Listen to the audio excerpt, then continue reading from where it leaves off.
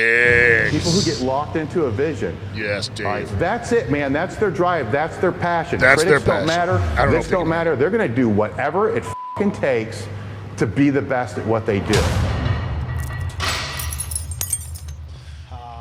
Welcome to episode 18 of Table Talk. I am Dave Tate. Sans the mustache. Some of the bloat. The shaky squat.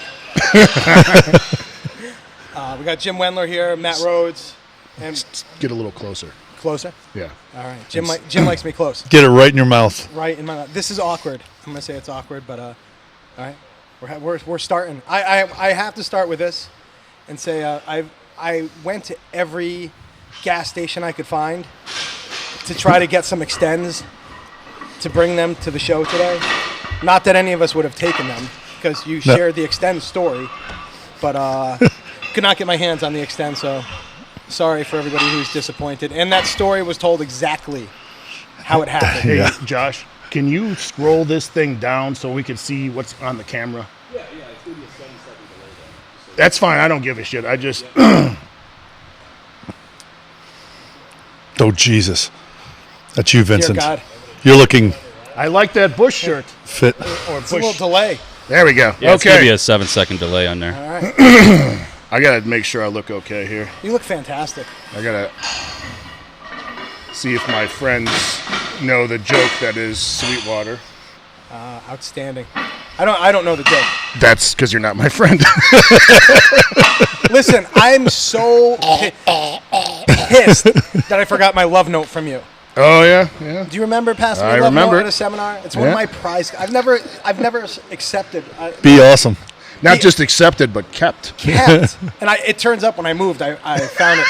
We're doing a seminar, and Jim just walks up and just passes me a note, and I was presenting it. Like it's like a high school note. Yeah. People don't even do that anymore. No, I folded it up and slipped it real quick and left. You just pass by it. This is 531, and the 3 was the dollar sign. Yeah. It said, just be No, the aw- 5 was, I The think. 5 was. Yeah. It was just be awesome. I was gonna bring that. I was gonna bring the extends, I said, yeah, Vincent, be awesome 531 or something. and I've been awesome ever since. Yes, it's, well, Until, in my opinion, yeah. the only one that matters. That's all that matters. Well, that and your wife, as long as she thinks you're awesome. Listen, we've been together 26 years, something like that. How long you been married? 13. Holy shit. I'm turning 50 next week. 50 years old. You look it. Well, I mean- how long did you date her before you guys got married? So it was 91 and carry the 2 and dropped it. So probably like 15 years. I can't, honestly, I have to do the math. I was 21 when I started dating. I'm going to be 50. So 28 years. So 15, we dated 15 years before we got married, more or less. So you were sure. Oh. I had to make sure that the milk was good. Took a while. So these guys, sorry, it was my fault we were delayed. We were circling the airport a bunch of times. There's some bad weather out there, but we made it, and I'm glad to be with my boys. I love you guys. I haven't seen you in a while. It's going to be a good weekend, brother. Outstanding. Absolutely. I miss Dave though. I've been happy. Where- I've been happy to see Yoda. Where is Dave? Hey, where is Dave? Is he in South Carolina? Yeah, I believe so. Something like that. He'll be back in a few weeks. I mean, he's in North Carolina. yeah. The good Carolina. Whatever that means. I just say He's in West Carolina, people. I say things just to make Jim happy because Yeah. I know it runs through Jim's mind all the time. Matt, not so much. I don't know what runs through his mind. I don't either. I'm tired. I got up at 4 a.m. today. It'll kick in. The Coke will kick in. Soda. Okay, I got confused. I was gonna bring. I'm telling you. So, gas stations are. This country's gone. Hold to hell. on, hold It's on. gone to hell. Hold on. Did you bring the other stuff? Oh yeah. Do we have a single dose for everyone? Or do we have 2? I don't even know what you're talking about. Well, I got to know because I'm literally fucking hard as a rock right now. Yeah. Jim did take Hey, extends All right, today. Jim, Vincent, look at my eyes and tell me you're giving... Would I let you down? Give me Rhodes' dose. Have I ever let you down? Have I ever let you down? Careful, that's glass, Jim. I broke the last one. Oh, I did squat 1,000 pounds. it's a rough year. Don't worry, you'll be like that one seminar where you weren't presenting, you were passed out in the corner. And then he woke up in the middle of something and started. Oh yeah, that was the first. I think that was the first weekend you had. It's the first time I ever met Juliet. Juliet. Yeah. You in were Boston, not, right? Yeah, he was. I was passed out. I don't remember that. You were not. Yeah, because you were passed out. Yeah, that's right. Kind of like Ben Askren the other day. Just don't even realize you were out until like a couple I hours. didn't know What it. happened? I remember. I'll tell this story off the air. No one needs to hear it. I'm telling something else. Never mind. They probably want to hear these stories. I don't know what the hell we're going to talk about. No, well, There's questions. I have but- a shitload of questions on Instagram. Oh, there you go. Because you're popular. And I just posted it up about an hour ago, so we can do that. I just don't want it to be completely rambling. Yeah, absolutely. I think we can. And here's the one thing I think we might want to do is, well, let's get through as many questions as possible. We don't need to elaborate terribly. Right. I'm not saying you can't, but fuck it, man. Jim setting the plane. Jim setting the race. Well, I've done a million podcasts, and That's a lot. I've had I'm rounding up between 1 and 6 billion, and so 2 is closer to 1 million. The point being is, I remember I did a podcast, and people submitted their questions, and we had done like an hour and a half of bullshitting. And I'm like, dude, I'll answer every one of these fucking questions in 30 minutes. He's like, well, no, let's talk. And they were giving their opinions on the question. I'm like, no. No, that's not what people were asking. Yeah. I'm going to go cross-eyed like Steve Martin. Steve Martin, the jerk. Jerk. All I need is this, Yeah. and that's it. And the chair, and this shinola, and if you don't know the movie, These it's too oil bad. cans are exploding. I swear, do you remember that? I have to start looking somewhere else. I got to look at Rhodes. You could do this, Vincent. Just turn it sideways. Turn it side. I got to turn. Yeah, I'm gonna do something. It's weird with. No, that's not going to Am work. I gonna get in doesn't trouble work. for this? Oh, That's a better. fail. Oh, That's a fail. It's a Jesus. federal offense. Oh boy, there's something that turns here. We're gonna mess this up. Whatever. I'm That's good. all right. As Nobody long as you can hear me and see me, that's good. Nobody's All right. listening anyway. So real quick, this weekend, Yes. we are having our yearly NOV meet. Sometimes yearly, I guess. We've been doing it yearly. We've been trying Yeah. to get it twice a year. I couldn't get. Yeah. Well, My you have hernia. I got surgery last year. so this weekend, we will be doing lifting on. What is say Thursday? Today's or Friday? Thursday. Okay, so either Friday or Saturday. We'll probably both this. We have to do the conditioning test. I'd rather do the conditioning after the lift. Yeah, well, of course, but I don't think we're doing the same day. No, I think we should do the conditioning on Saturday. Yes. So we always have some challenges. Our lifting, because I had posted up our old broken down asses, is whatever we can kind of accomplish. We all have different goals. Yes. But Jim put out a conditioning challenge for the three of us. If you could elaborate on that. We twice a week, sometimes 3 days a week, I started pushing the prowler, and I got bored of pushing it for X amount of yard, turn around, get it back. I live not in a cul-de-sac, but I live in a circle. The circle goes around my neighborhood there, and it's about a half mile. So I just pushed, and Rhodes did it last time he was here. I just pushed the prowler for a half mile at a time. Usually I do 50 steps, and I take a minute break, 50 steps, and do it until I come back around. So I proposed, I've done it with 1 plate per side, so a 45 on each side. I've done a 45 and a 25, and I've also done 2 45s on each side, or a total of 4 45s. I texted Rhodes right after I finished that one. And I was ruined for it's good because it gives me an excuse, because Juliet's like, you're useless the rest of the day. I'm like, you bet I am. But now you have an excuse. Yeah, now I have an excuse, but it was fucking miserable. Well, So our challenge is to go 2 laps, which is a mile, with those 4 total plates, or 2 on per side. I did it in about a little over 40 minutes. I would hope it's going to be different because of the heat. The heat puts a whole nother. oh yeah. It's huge. So we're trying to get that done in an hour. Now, so basically everyone is going to be pushing a third of a mile, which is obviously less than a half mile. Right. Unless you went to public school. Then that's 4 miles. So thanks, Department of Education. Sure you don't want to do it at meters? Yeah. So it's like 18 pood. I like what you say with the metric system. Like, we don't have to follow it because we put a man on the Yeah, moon. fuck them. Yeah. When you put a man on the moon, we'll follow your system. Till Yeah. then. Or at least fake it. But meanwhile, NASA probably uses the metric system. Yeah. I would imagine. Yeah, who knows? Who cares? That's probably what happened to Apollo 13. They had like a metric nut on a standard I think screw. you just nailed it. Yep. So So that's our goal. okay. I want to throw it. This is not an excuse because Interesting. Here it No. comes. Rhodes. Here it Hey, comes. you know I've had Here my it comes. conditioning up. I had my. I had a hernia, and I'm like 4% body fat. I got a really rough hand job. My You big guys are familiar with the potato peeler, right? No, I strained my calf. I was one of the first days I started. Well, probably the week into I started going to 80-pound weight vest for 2 miles on my non-training days. And I was walking. I was probably about a quarter way into my walk, and my calf. I was like, "Is the ground uneven? Is this a cramp?" So you strained your calf Walking. Yes. That's how you know you're getting old. Yes, dude. All right, I can't. I aggravate my turf toe walking. So I'm walking. I'm like, what? Sprained my ankle sleeping. Fuck. That's a hard sleep. Hey, listen, that's a Jessica way. She's like, why does this hurt? I go, because you're in your 40s now. Yeah. You don't even have to. It doesn't have to be a reason. You just Yep. wake up and something hurts. But so yeah, I strained and I was doing the walk and I started cutting it short and I'm like, I should have just left the vest where it was. Yeah, and gone back and picked it up. Because nobody's picking it up. No. That 80-pound vest is terrible. It's. I'll know when I'm having a heart attack. You know the worst Because thing. that's exactly how. Every step I'm like, but I've gotten sick of doing my conditioning inside, and I just once I'm outside, it's a goal. You get somewhere and you get back. It's I always liked going somewhere and picking something up, like going to the Speedway. Yeah. Getting a Gatorade and coming back home because I feel like I'm doing something. Right. Rather than just walking.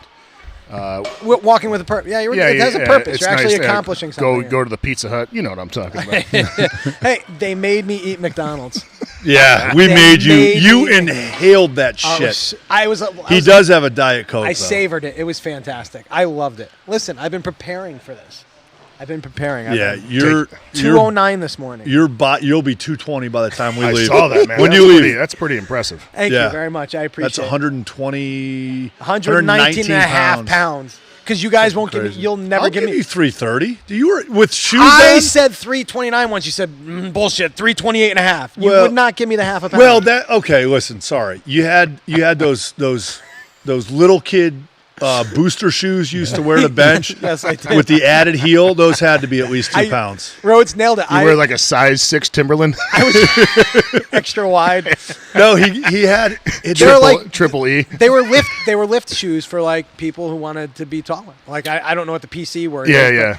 Short people. Yeah, so I was a short person. I couldn't get my stubby legs to ground, and I had heels with them to help me get down. That's why guys bench with those Olympic shoes, I guess, right? Yeah. That's what I brought for mine, but I don't even know if I'll plant my feet. No. My feet might be up on the bench. What's wrong with you now? It's his calf. Is it still the hernia? No, the calf. Actually, I rested the calf. Okay. I rested the calf for this, and I just started conditioning. I started doing my Airdyne sprints, and just went with the 20-pound vest, and there was no issue. But it was funny because Jess was like, did you turn around on the walk? I'm like, yeah, I know. I knew exactly where your head was going. You got to keep going. Because I once had heat stroke.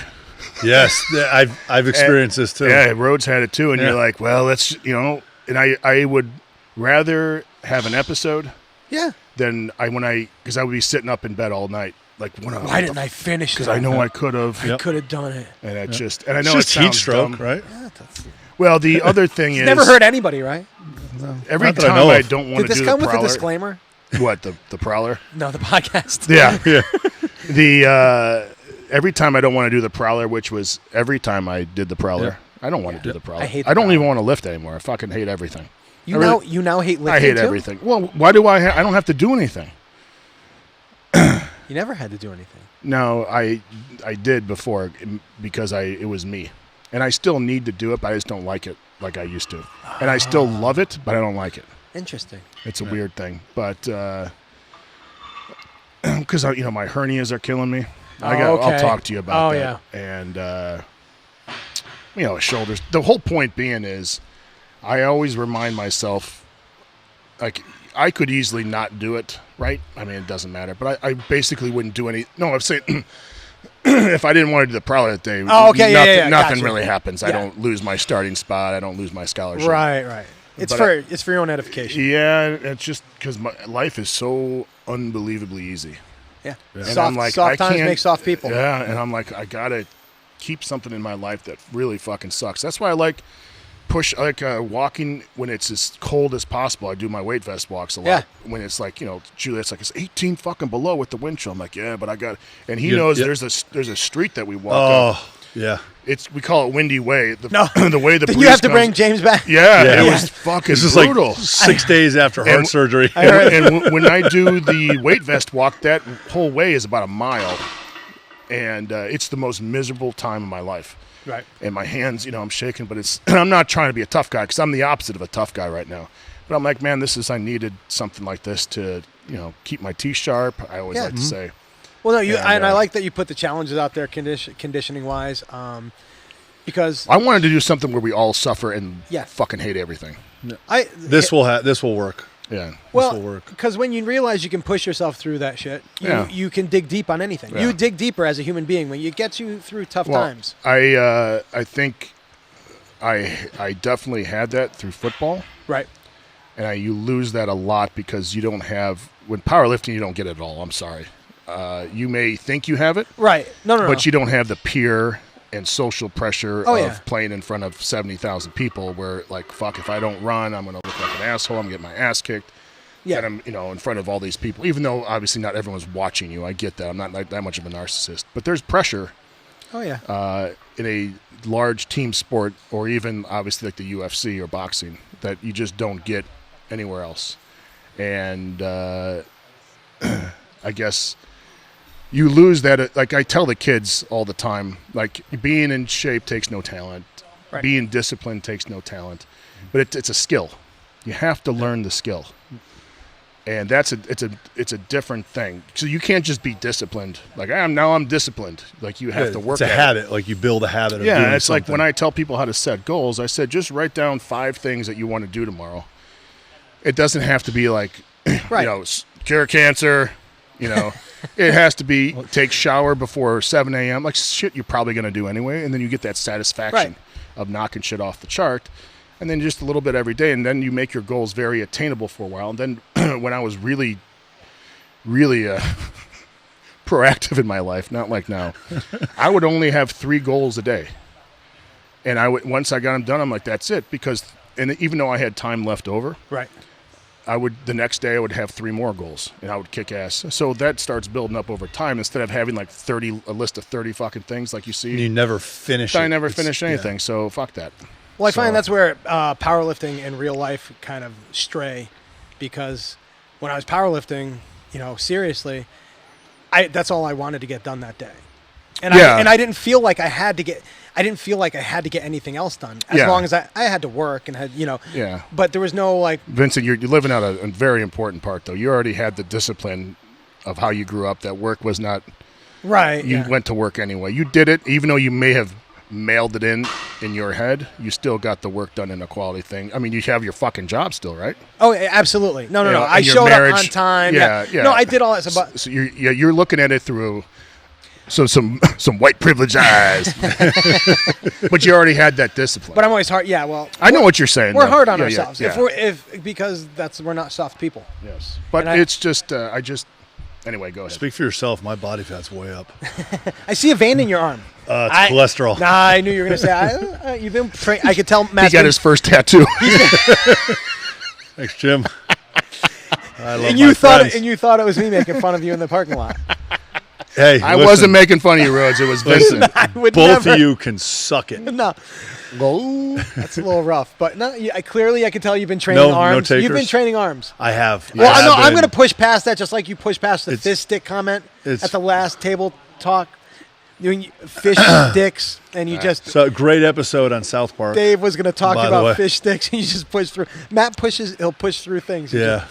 He Just power through it. Just put your head down and power through it. I'll share the story because I just one of my favorites. So, Jim, one? I don't know if you remember. You might. I don't even know if you heard this, but I get a call from Matt when we started training Oh, together. stop. It's one of my favorite phone calls. It was fantastic. Even in context, it's bad. Did you have caller ID? No, we must not have back then. I was probably a rotary phone, for God's sakes. It's a tin can with a string. So Rhodes calls me. hate He all goes. of He you. goes. So how much protein's in a fish stick? Did you or did you not ask me how I much? did, but even in context, it's stupid because I wasn't thinking about Even in reality, it's There's no Yeah. way it's not stupid. There's just no. So Well, I'm just he gonna- must have been sitting there figuring out his protein on an abacus because we didn't have smartphones. No, It's like, listen. If I eat 500 abacus? fish sticks, I'll get my protein intake for the day. No.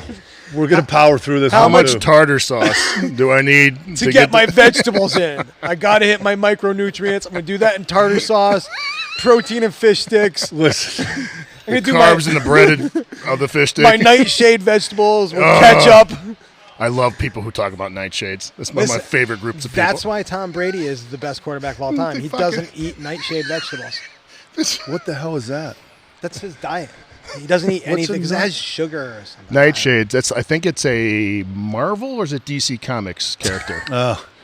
So it's let me get this straight. It's the fruit sugar and the sugar and vegetables that make people fat fucks. Yeah, I is guess. that what Tom's worried about? I don't know. I think It's not the candy bars and the ice cream. It's the sugar and apples. that diet goes over as well as his recharge pajamas that go for like $200 on Under Armour. I did not know he had that. Oh, yeah, he's got a piece of Under Armour now. Yeah, he does. Good for him. Yeah, I don't fucking care. No, anybody. We are of the same opinion.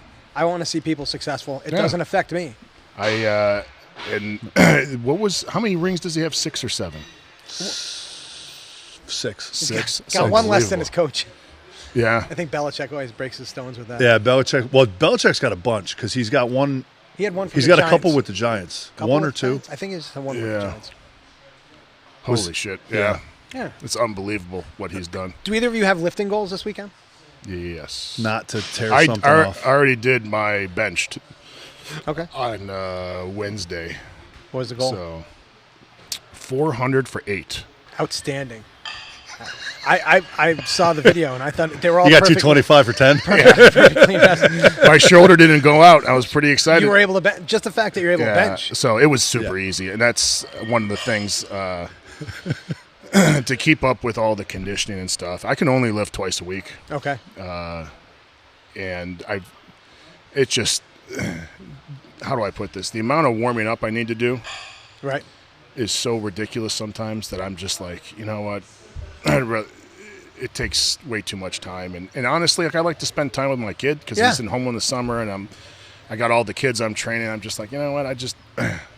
I don't care enough to do it more than twice a week, and I find I'm fucking hungry. And I get the other thing is we did the Rhodes and I did this. We did boring but big, Right.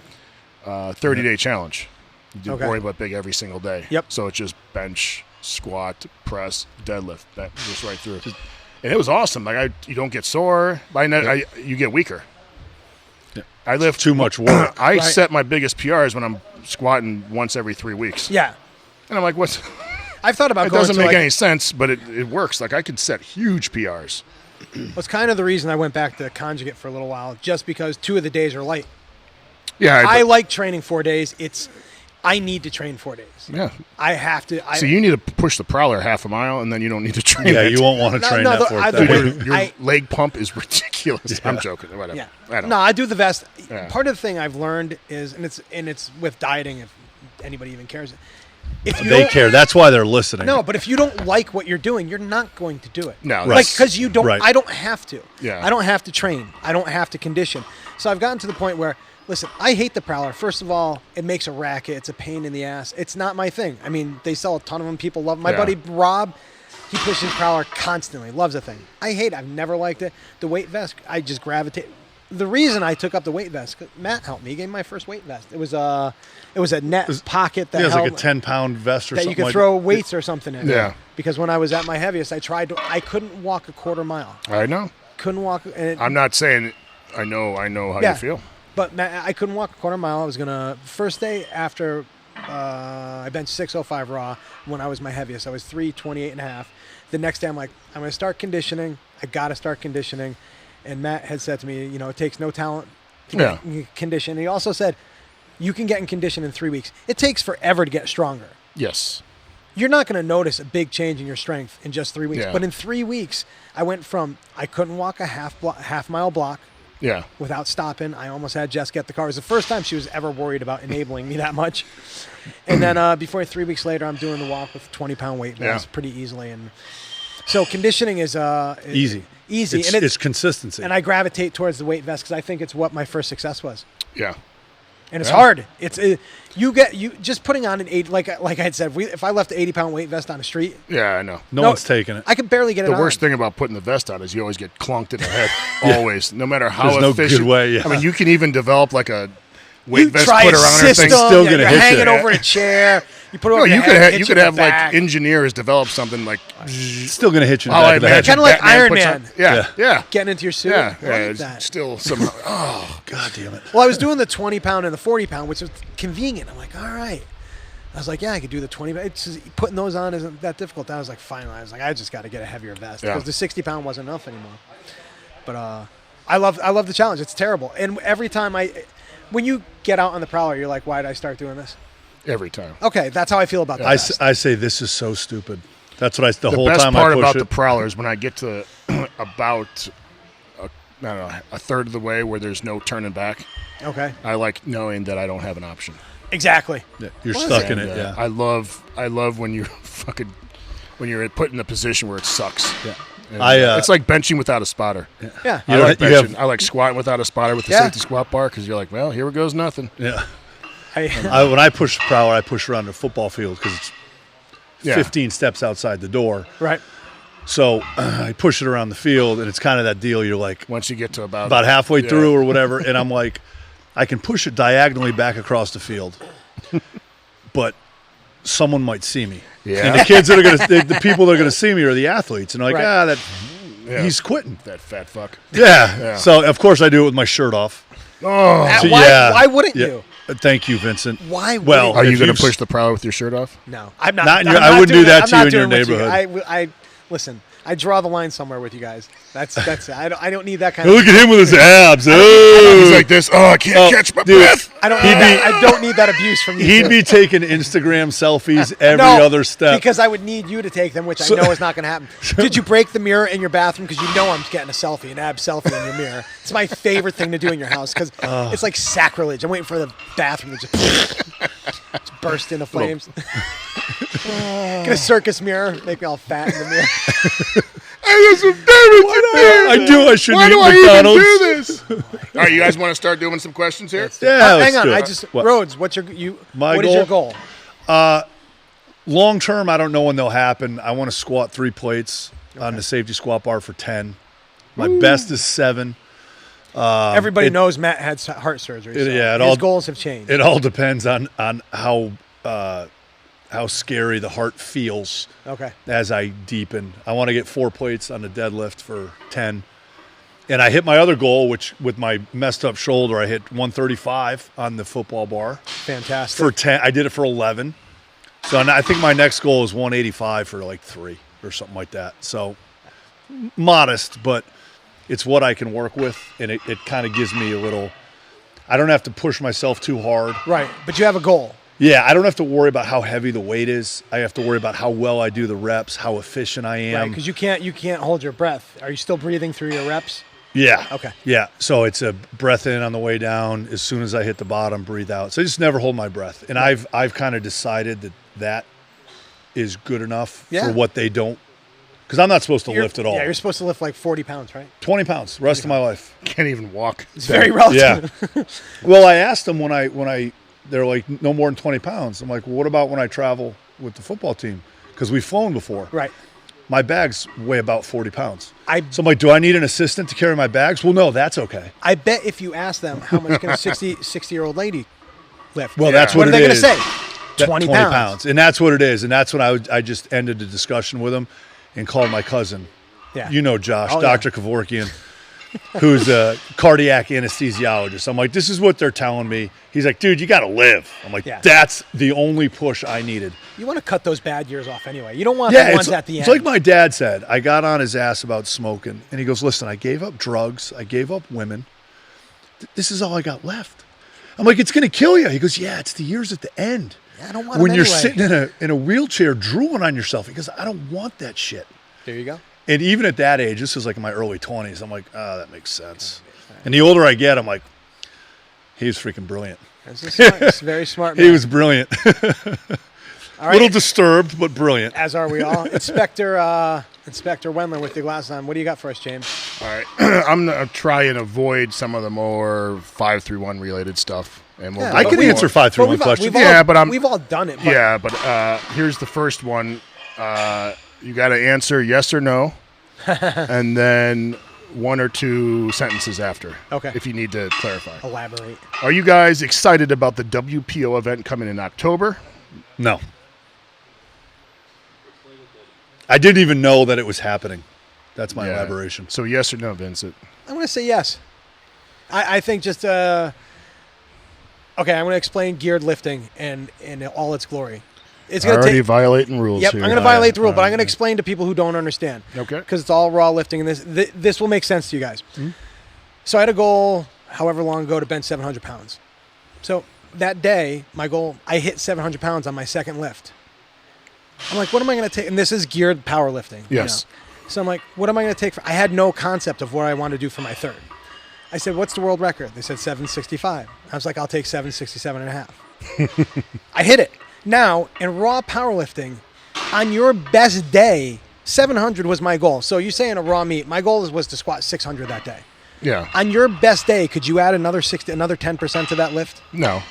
That's the fun of geared lifting. Yeah. So I'm not a big fan of it anymore, but if people like it and if there's money in it, and listen, that's kind of a pretty cool high to have, that you just went out and you just blew your day apart because all the sun, the moon, everything Yeah. lined up. Okay. So I think it's cool for that part. Okay. My answer is no, but I am excited for the people competing. There you go. Yeah. So They Good put point. the time in for it. Yeah. I won't be watching it. Yeah. I won't be. I'll probably see it on Instagram. I don't have whatever. any kind of like, You don't have a rooting interest. yeah, I'm happy that those guys have someone. Just like, anyway. Okay. Perfect. Great. Vincent let's definitely see here. screwed up the rules. I can't believe Anarchy! I can't believe Jim's bringing up more rules. I know, right? You know, he loves rules. You know he wants to be a dictator. How to stay disciplined / motivated when injuries start to mount up. We'll start with Vincent. I like it. Keep I it like short. it. So let's say you had your hernias. Yes. Well, you had them. Yep. How did you say disciplined or motivated, or what do you think? Because this is what I do. If I don't do this, Jess would throw me out of the house. There would be a lot of angst. All I want to do is follow the steps to get better so I could get back to doing what I love. When I had my back surgery, that rehab started the time I woke up. I was fucking ready to go. And I Yeah. was excited because this is how I looked at it. Every little bump in the road, whether it be personal or lifting, is a chance to show your wife, your kids, or whoever your loved ones are, or even the general public, that you can come back and kick ass. Yeah. So not only did I want to squat and deadlift again and all that shit, but I wanted to prove to myself that I was tougher and it was a new challenge. So I was excited. And you can't look at it the other way because you're fucking doomed. So to me, there's only one way to look at it. Yeah. But So- that's not how everybody looks at it, I guess. Well, I know, but why give yourself a choice? Right. Because then you're going to end up on the losing end. So. We've all been on this. So Yeah. Rhodes. So Well, Rhodes had open heart surgery. I guess that's what they call it, or something Yeah. like that. Yeah, and probably a open couple. heart. I had a replaced hip, ruptured bicep tendon. Yeah, but who gives a shit about that? Yeah, That I doesn't hear you. fucking matter. Wild I hear you. Marfan's episode or So two. for me, it's a little bit. Yeah. Like those things outside the The Kia blow- dealership. Kia dealership. Is that what a Marfan's They're- attack looks like? It looks like the So- dancing balloon It's- puppet. if I have a Marfan's attack, it'll take about 2 seconds, and I'm done. I'll never even know it happened. We'll still go to Popeyes. I should hope you will get the. And we'll- I'm going to violate him with a drumstick. I'm not even going to spit on And it. we're still going to split. That's enough grease We're still on going to split his portion. Well, split his taint too. Oh, So God. I mean, with Rhodes, hold on. Yeah. It was never an issue. Staying motivated or disciplined. It was how the fuck do I work around this stuff like that. So, and I'm just answering the question for you. I don't give a shit. The point being is, well said, well spoken. it wasn't. At no point was I ever having to coach him up or, hey, I'm feeling down. It was like, Right. hey, I'm trying this and this. Fuck, let's do it. Well, So there's if you love as much as we hate it, like you said, Yeah, you I know. hate it, but there's that weird love, yeah. and it's like, what else am I going to do? I enjoy it from the physical aspect, the mental aspect, the challenge, the stupid high school kid in me. The doctor said I can't do it. Fuck you. I'm going to do it. You should study me. And then the other thing is, again, what Jim said. It's the I'm going to prove. I work with college athletes. Right. How am I going to sit there and tell them suck it up and get it done if I'm not? That's the ultimate in hypocrisy. Yeah. And then to come back and be able to do what I'm able to do, the kids see that. Yeah. The kids see that, and it lends me some semblance of credibility. And just stick it to the doctors, and what else am I going to do? Right. So it's a part of my life. I've been physically active since I started playing, CYO basketball in 5th grade, and prior to that with my dad in the driveway, or, whatever it is. I've been doing it my whole life. All right. There's, like you said, there's no other choice. Yeah. All right. Suggestions for conditioning for someone who is 6'1", 245 pounds, and 28% body fat. I do not have access to prowlers or sleds or anything like that. Well, the conditioning circuit, whatever we want to call them, the circuits we're doing with our teams would be an awesome. I would say I'd have them walk. Yeah. Every single day. That's the best way to start. Yeah. Walk, and if you have like a hill, or we can go to the high school and we we actually run the stadium steps. But even if you had walked up and down, or even jogged, something like that. But I would recommend walking for 6 months and make that into such a fucking habit that every day you walk for 3 miles or 3, whatever. You can just pick a time, pick a distance. Yeah. So is 6'1", 245, 28%, is that good shape, bad shape? I don't. He's probably a little. He's probably a skinny fat guy. He doesn't need to be doing anything hard. Yeah, I did. I don't even know if I ever put it out. Like when I started losing weight, fat man kind of conditioning thing. One of them was just throwing a med ball. Yeah, and then just going to pick it up. You don't have to make it difficult. No. You just gotta start the routine. You gotta be disciplined. You gotta have the habit. And some days you're not gonna want to do it, and those are the days that you need to go out and do it. Because everyone's like, I'll get my balls busted about eating stuff. Everything's a slippery slope unless you kind of stay disciplined. Yes. Yeah. Well, the other thing I would say, once you get walking, you don't need any fancy equipment. I would do some calisthenics. Right. That's like jumping jacks, squat thrusts, mountain climbers. People call those sit-ups, burpees. Sit-ups, push-ups. Jump rope. Jump rope is really... At his weight, he'd have to be a little careful because of the shin splints if you do too many. But, yeah, it's something But good. if you do it on a mat... Yeah, but then you don't have any bounce off the... It's very difficult to jump rope on a surface that isn't hard. Yeah. Yeah, but if you're still doing it on kind of like a gym mat, that's got some give to it. It's a little easier on your joints. Yeah, well, you'd want to do something like on these, like this mat would be the okay. rubber, not a sit-up mat. The point being is your body weight will be enough for most of the time. You don't need anything special. It's the consistency of doing it over and over and over, and there's no magic cure. There's no magic pill. It's just in the winter time, our kids, because sometimes we can't run, we do calisthenics for our conditioning. How about the Bronson? Yeah, but that's basically like a calisthenics. You don't, right. And then whatever. Well, like what was that? How many push-ups? Push-ups, squats, and pull-ups. Yeah, chin-ups or pull-ups, yeah. And there's how many? I think there's 500, 250, and 100 or something. There's something, yeah. And you can do that. Yeah, but you can do that. But you can do that as your assistance work, too. Yeah, that could be your assistance and your conditioning. Yeah, so, All right. Look like okay. Getting a little more intimate. Uh-oh. There's what? Yeah. Huh? Can we move yours just to the other side? To the other side of... Is this in my way, or do you not care about my face? We don't care about you. Thanks, buddy. I appreciate I it. feel awkward now. You're the man. I'm just glad you're honest with me. I appreciate that. Let's see here. The conditioning, there does not have to be any specific. Just start doing something. And the other thing you said do earlier anything. Is do something that you'll do. Yeah. Do something that you will that do. You'll stick with. You're like, if you start doing if you do a prowler challenge, like we're talking about with 4 plates. It's not going to happen often. If you can't see yourself doing that a couple times a week for a year, don't start. Yeah. Yep. I understand. Yeah. Yep. And that's, I think. All right, here's like a lifting question. This is kind of a beginner question. All right. What are your thoughts on T-bar rows versus barbell rows versus lay flat? You know, the bench at 45 degrees you do rows from? Chest supported dumbbell rows. Kind of like doing, yeah. You can do a barbell. You can set up the bench where it's like on an incline, and you're laying on top of it, and you're doing the row. So chest supported row. I Yeah, think something like I think to quote Jim Wendler, it's a row. Grab something, pull it, and move on with Do your some life. tugging. The only other caveat I would put with T-bar rows and barbell rows is there's a little more lower back stress. Yeah. So if you have a lower back problem or you're deadlifting a lot or deadlifting a squatting lot, a lot. stuff like that, it's a little just be.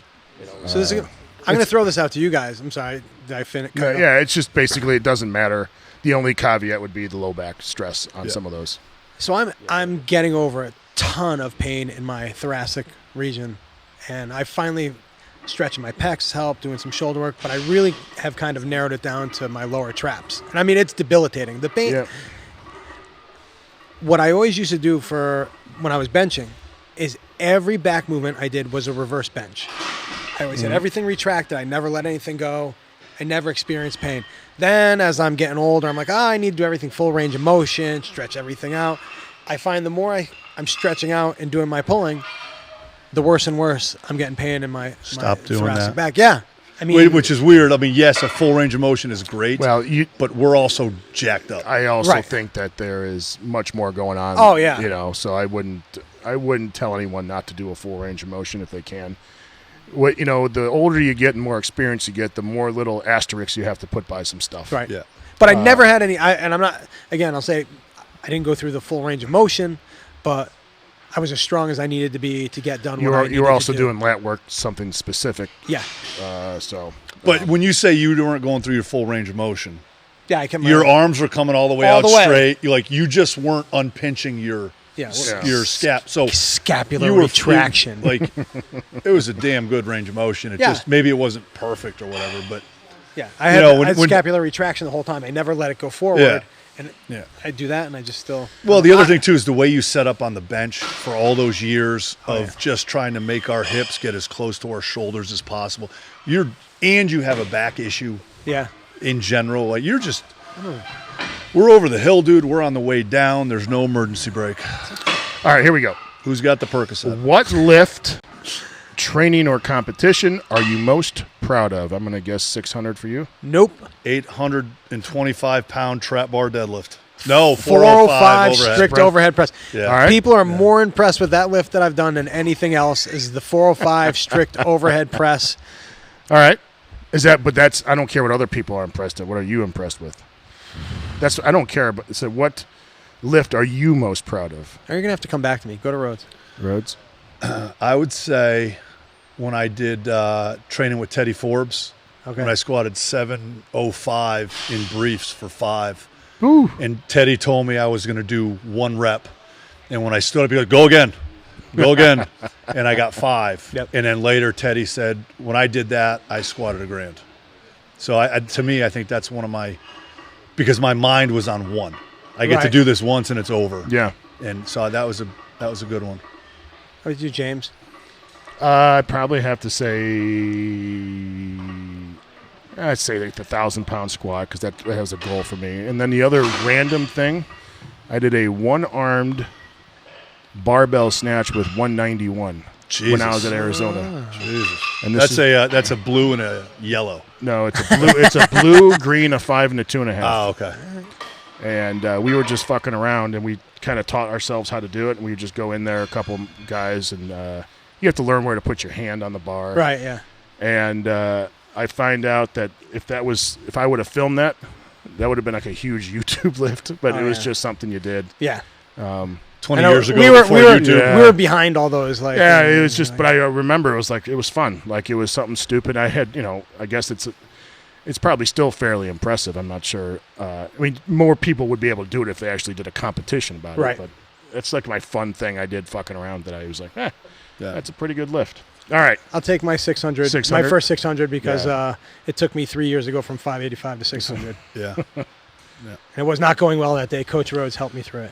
Well, I can't remember which one it was. Was this the one when you were talking to yourself? Yeah. Yeah. At the IPAs, my Yeah. feet were dangling. The bench was too high. And Yeah, and it everything was going wrong in the warm-up room. Yeah, this is a great story of a couple stories. I was actually thinking about this the other day. It's a couple things. One, we knew each other so damn well. You're an excellent coach. I knew when to shut up. And I think that's the best job of coaching I did that day was looking at you. I saw you going through something in your own head, and I just sat down and shut up and let you work through it because nothing I said would have helped. No, and you probably would have. And here's the thing: it would have made it worse. This is the first time I was really working on the mental aspect of the training. I've been working on that the whole training cycle, and it came into play, and I just.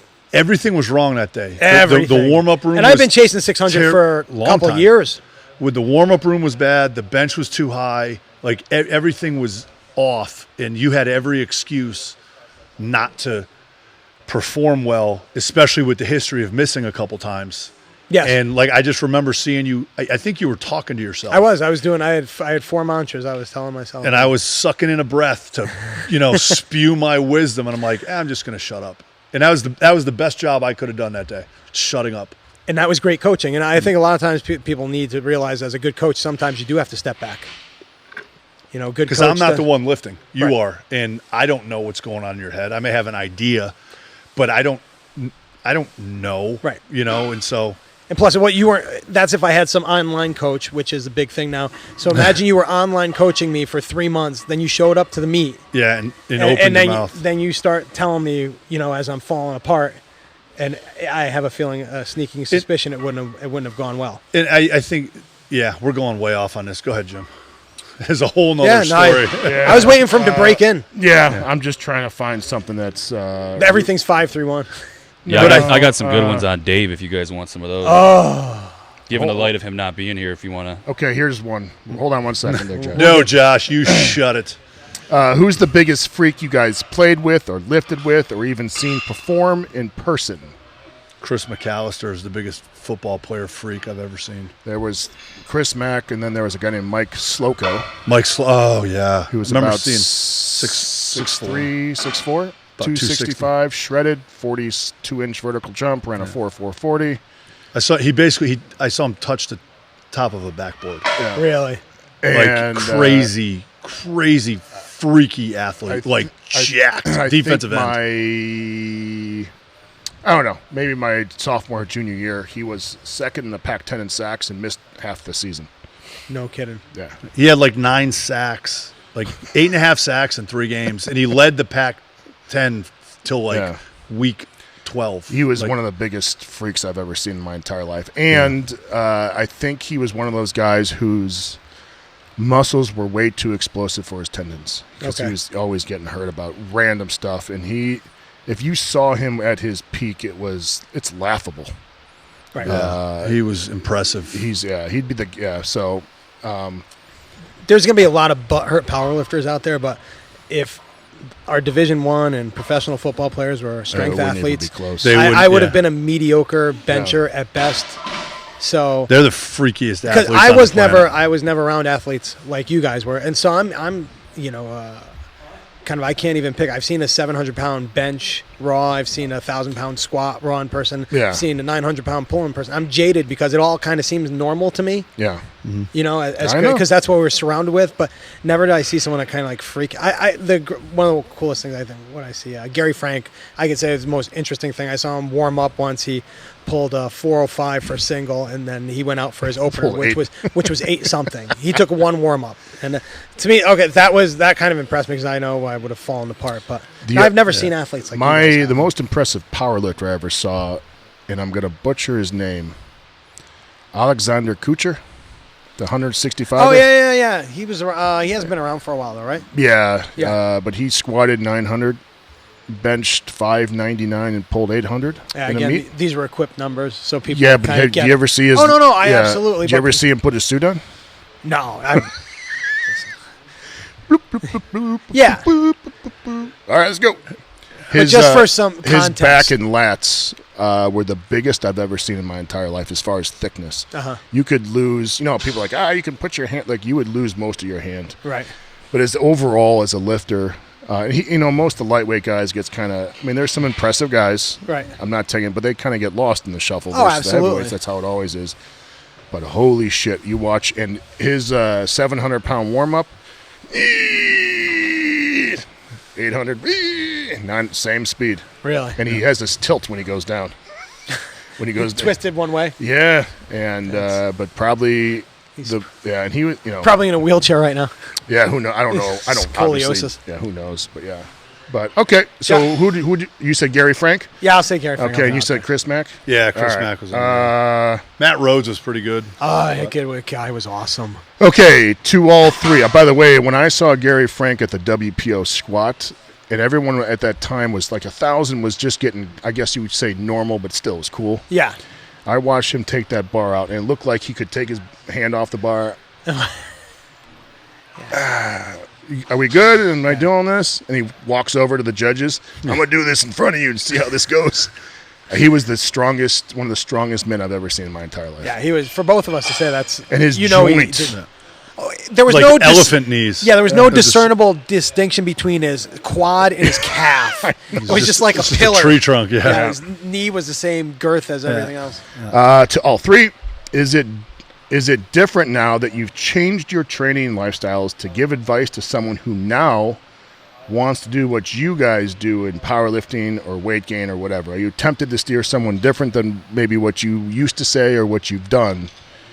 If someone, for example, wanted to do X, Y, and Z, would you say do what I did, or here's a couple things I would do? I usually say this is how I did it.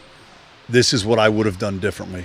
Yeah. Kind of thing. But because I get a couple people that will still ask about powerlifting and stuff like that. And, here's what I did. I wouldn't do it this way. This is what I would have done differently. But it's still, it's massive overeating, and you gotta lift a shitload of weight, and you gotta move some weights that you're a little scared of sometimes. Oh, yeah, you You know what? I thought about this. Just stay with me on this one. Everyone's getting talking about what to do, and I don't even know how much that matters more than the will to do whatever. Yes. Yeah. And that's why when people talk about this and that and this and that, whatever, you're going to do this program or this. The Bulgarians were massively successful, as were the Russians, and they're talking about red and blue as far as differences in style of training. So sometimes I don't know how much that matters more than the will to do whatever you think it is. Sometimes, you want to be pushed in the right direction. Any program with a little bit of science is going to work. Well, a little bit of common sense. Yeah, if it's then just do it for decades. With a horribly narcissistic, stupid belief that you're the best. Yes. Or will be the best. Well, the other thing is, I tell myself going up to 330 pounds, thank you. Yeah, I'll give it to you. Those shoes were at least 2 pounds. I did weigh in probably naked just because I like to. I felt better about my body when I was 330 than I do now. How dysmorphic. You're not happy. You're not happy now, dude. Happy. You're not happy. No, not happy. You're not happy. No, I'm actually really. I feel good. Don't lie. Don't lie to America, Vincent. This goes back to something else. One thing you can't have is balance.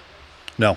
You want to be really good at lifting weights. Okay, you're talking about what? Yeah. You want that's something I wouldn't have changed, but I realize in retrospect, I look back, I'm like, Matt sometimes talk about his wasted athletic years. Power. Yeah. What else were you going to be doing anyway? I love playing pickup basketball. Dude, I could dunk a basketball until I was 42 years old. You should have played then. I sucked.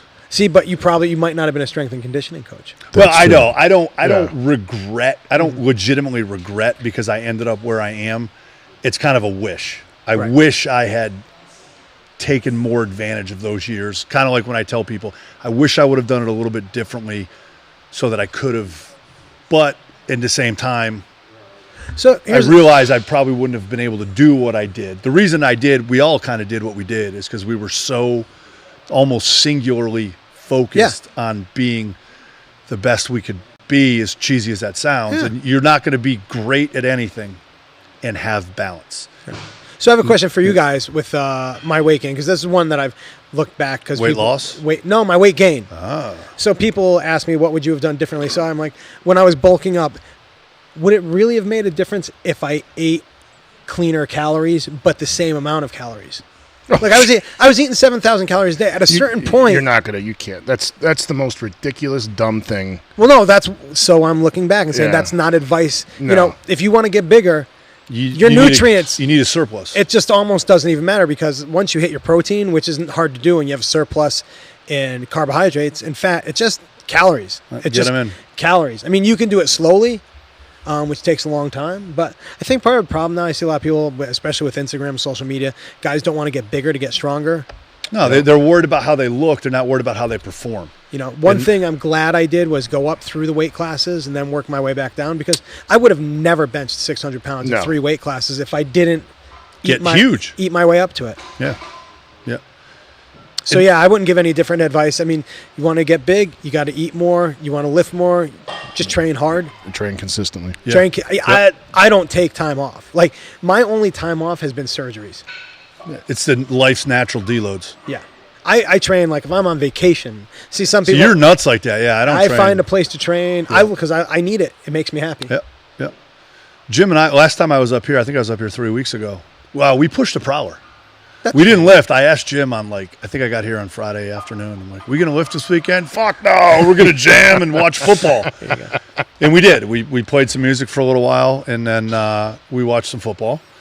And on Sunday when I was getting ready to leave, Jim's like, dude, we got to push the prowler. You had to do something. And I was like, I didn't make it. But I can't say no because I know he was right. Because I was going to sit in the car for 3 hours, get home, go grocery shopping, and then... You'd have been pissed at yourself. Yeah, exactly. And it was one of those damn it. Oh, well, I just take a shower before I get in my truck and go. And, you never regret that you did it. You'll never regret that you did it. You'll regret that you didn't do it. That's one of the best things about exercise. And I try to see, you guys around athletes. I mean, Jim, you're with high school, you're with college. I'm around people who have no concept of training and nutrition. Yes. And I like to tell them, exercise, just do something in the morning. Yep. Because the best thing about exercise, you've actually accomplished something. One of the few things that you will start every day that you can start and finish and accomplish in one day.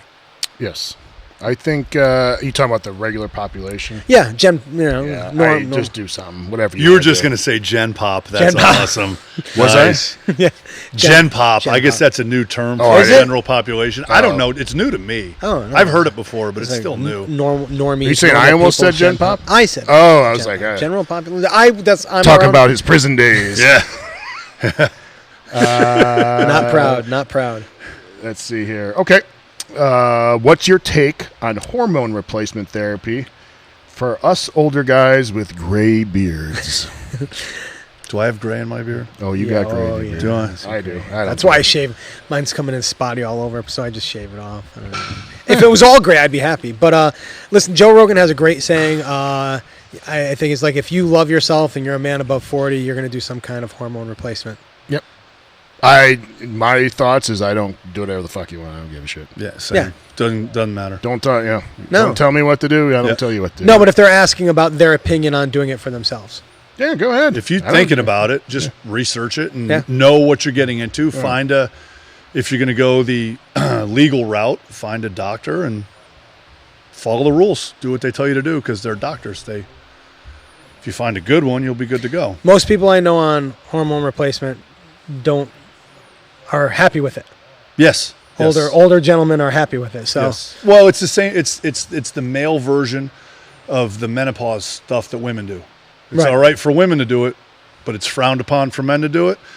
But not as much anymore. Not as much anymore, but it still is because it's the stigma of steroids. Well, yeah, that's it. People think you're a juicer. We're doing it, women are doing it for menopause, and if it's helping them, men should take advantage of that opportunity if their insides line up properly and they need it. Yeah, agreed. All right, I'm going to answer this one real quick. Good. So you guys, I'm sweating a little bit over. We're gonna play touchy feely. I'm gonna take. You guys touch play tips? tummy sticks. Yeah, take the camera off. Take the camera off, Rhodes and I. Okay. This is for me. So I'm just gonna answer this because how would you change your programming if you accepted a position? Pull your foreskin back. If you accepted a position as a D1 or D2 strength coach working with more advanced athletes, well, first of all, they're not any more advanced than my kids are.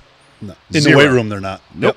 Yep. All athletes are amateurs in the weight room, beginners. So that's fallacy number one. Number two, the point is a great athlete doesn't mean a great lifter. Yeah. Number two, you need to see our kids. Yeah. You're not going to be here tomorrow, right? No. Is it with us? No. I got to come back here. Yeah. They want to interview If Vincent. you saw what happened, I've seen you in the weight Yeah, room with your kids. but you should see how militant we are now. We had over half of our team jump over, not on, over a 36-inch box. The rest of the kids went over 24. So if you were in our program for a year, you're jumping over a 36-inch box. We had a number of kids dunk who never play basketball.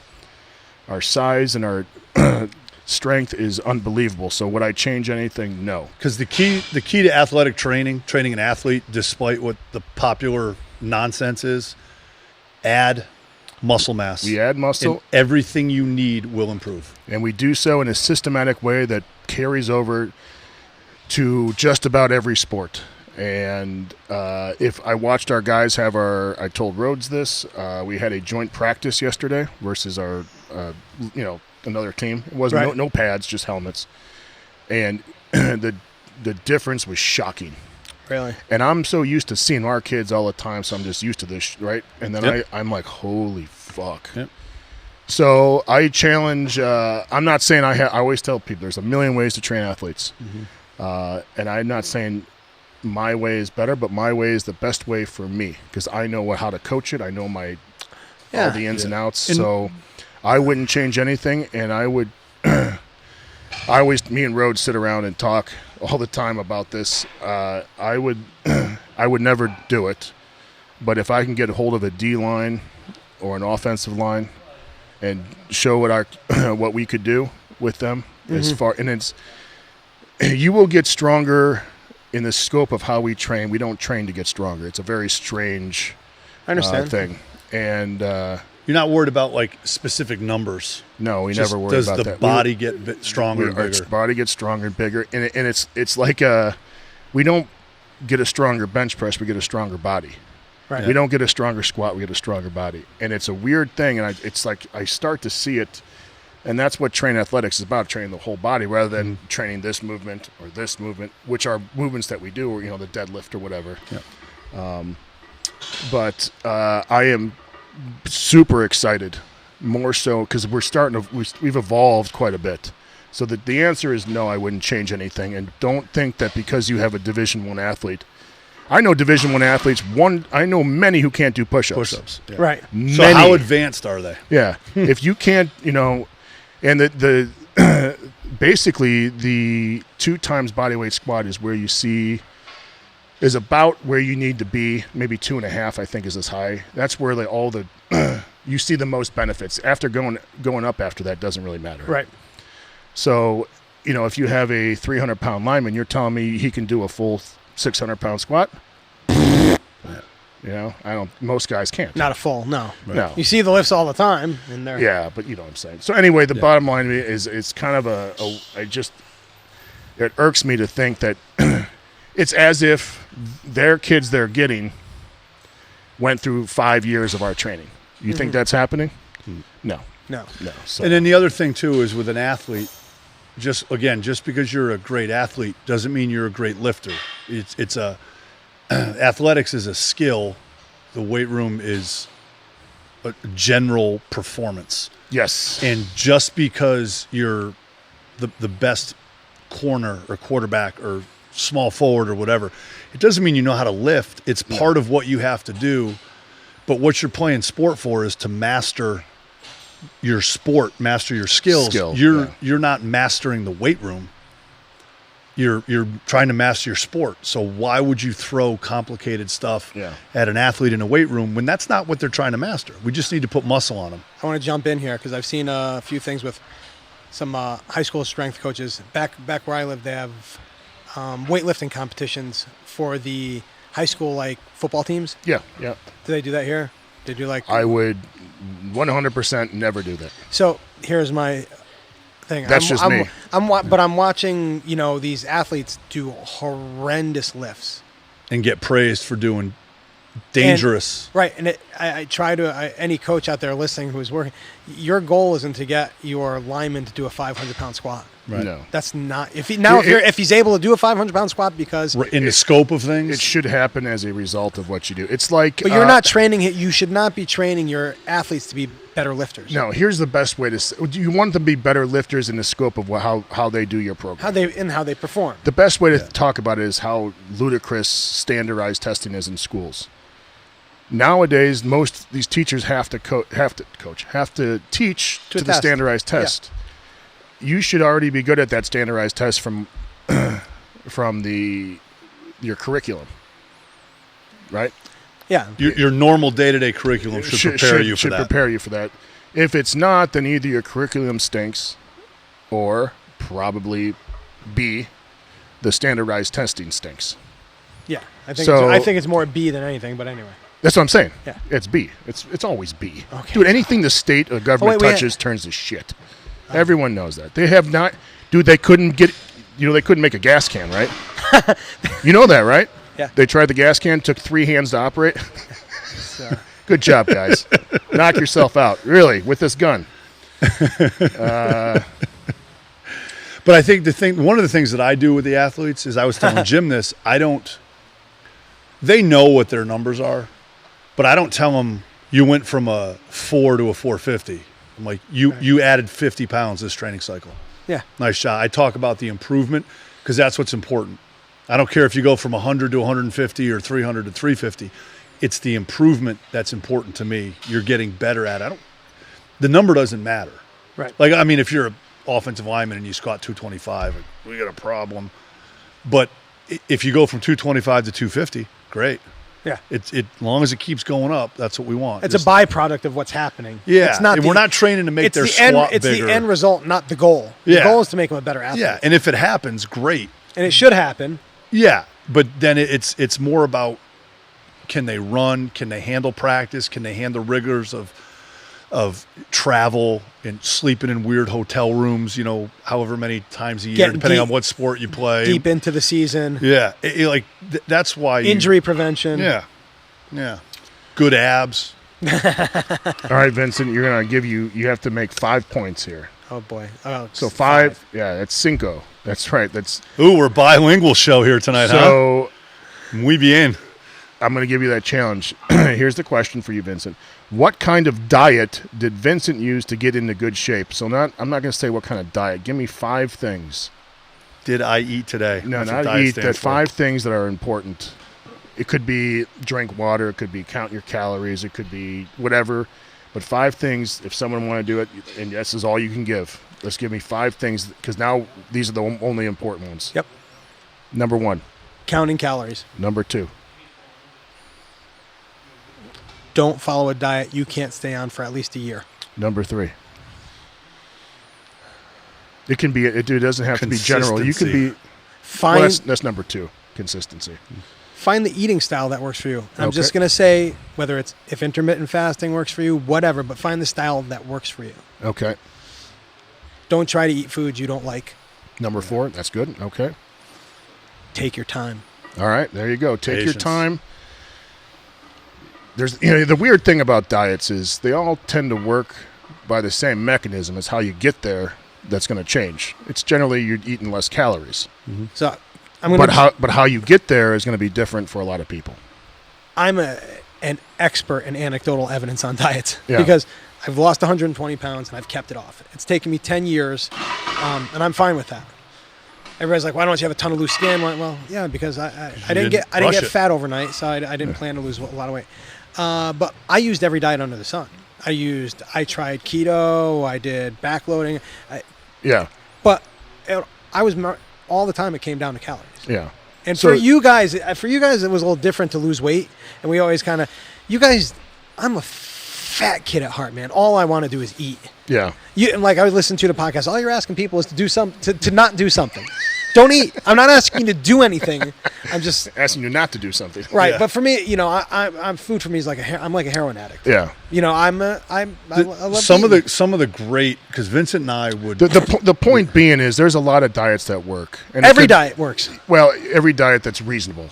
Because there's a grapefruit diet that doesn't work. But if you like the grapefruit diet, and at the end of the day you're less than your maintenance calorie, then the grapefruit diet is the best diet. Well, ever. I'm just it's not a good long-term solution. No one's going to eat grapefruit all day. What if you love grapefruit? Yeah, but you know what I'm saying? Like yes, most fad diets. Yeah, if it's a fad, I agree with you. Yeah. But some people, keto works. I don't think you can eat as many calories of fat as you want. Yeah. It still comes down to calorie maintenance. Mm-hmm. Any other Mediterranean diet, whatever. It's all about calories. It's math. Exactly. It is math.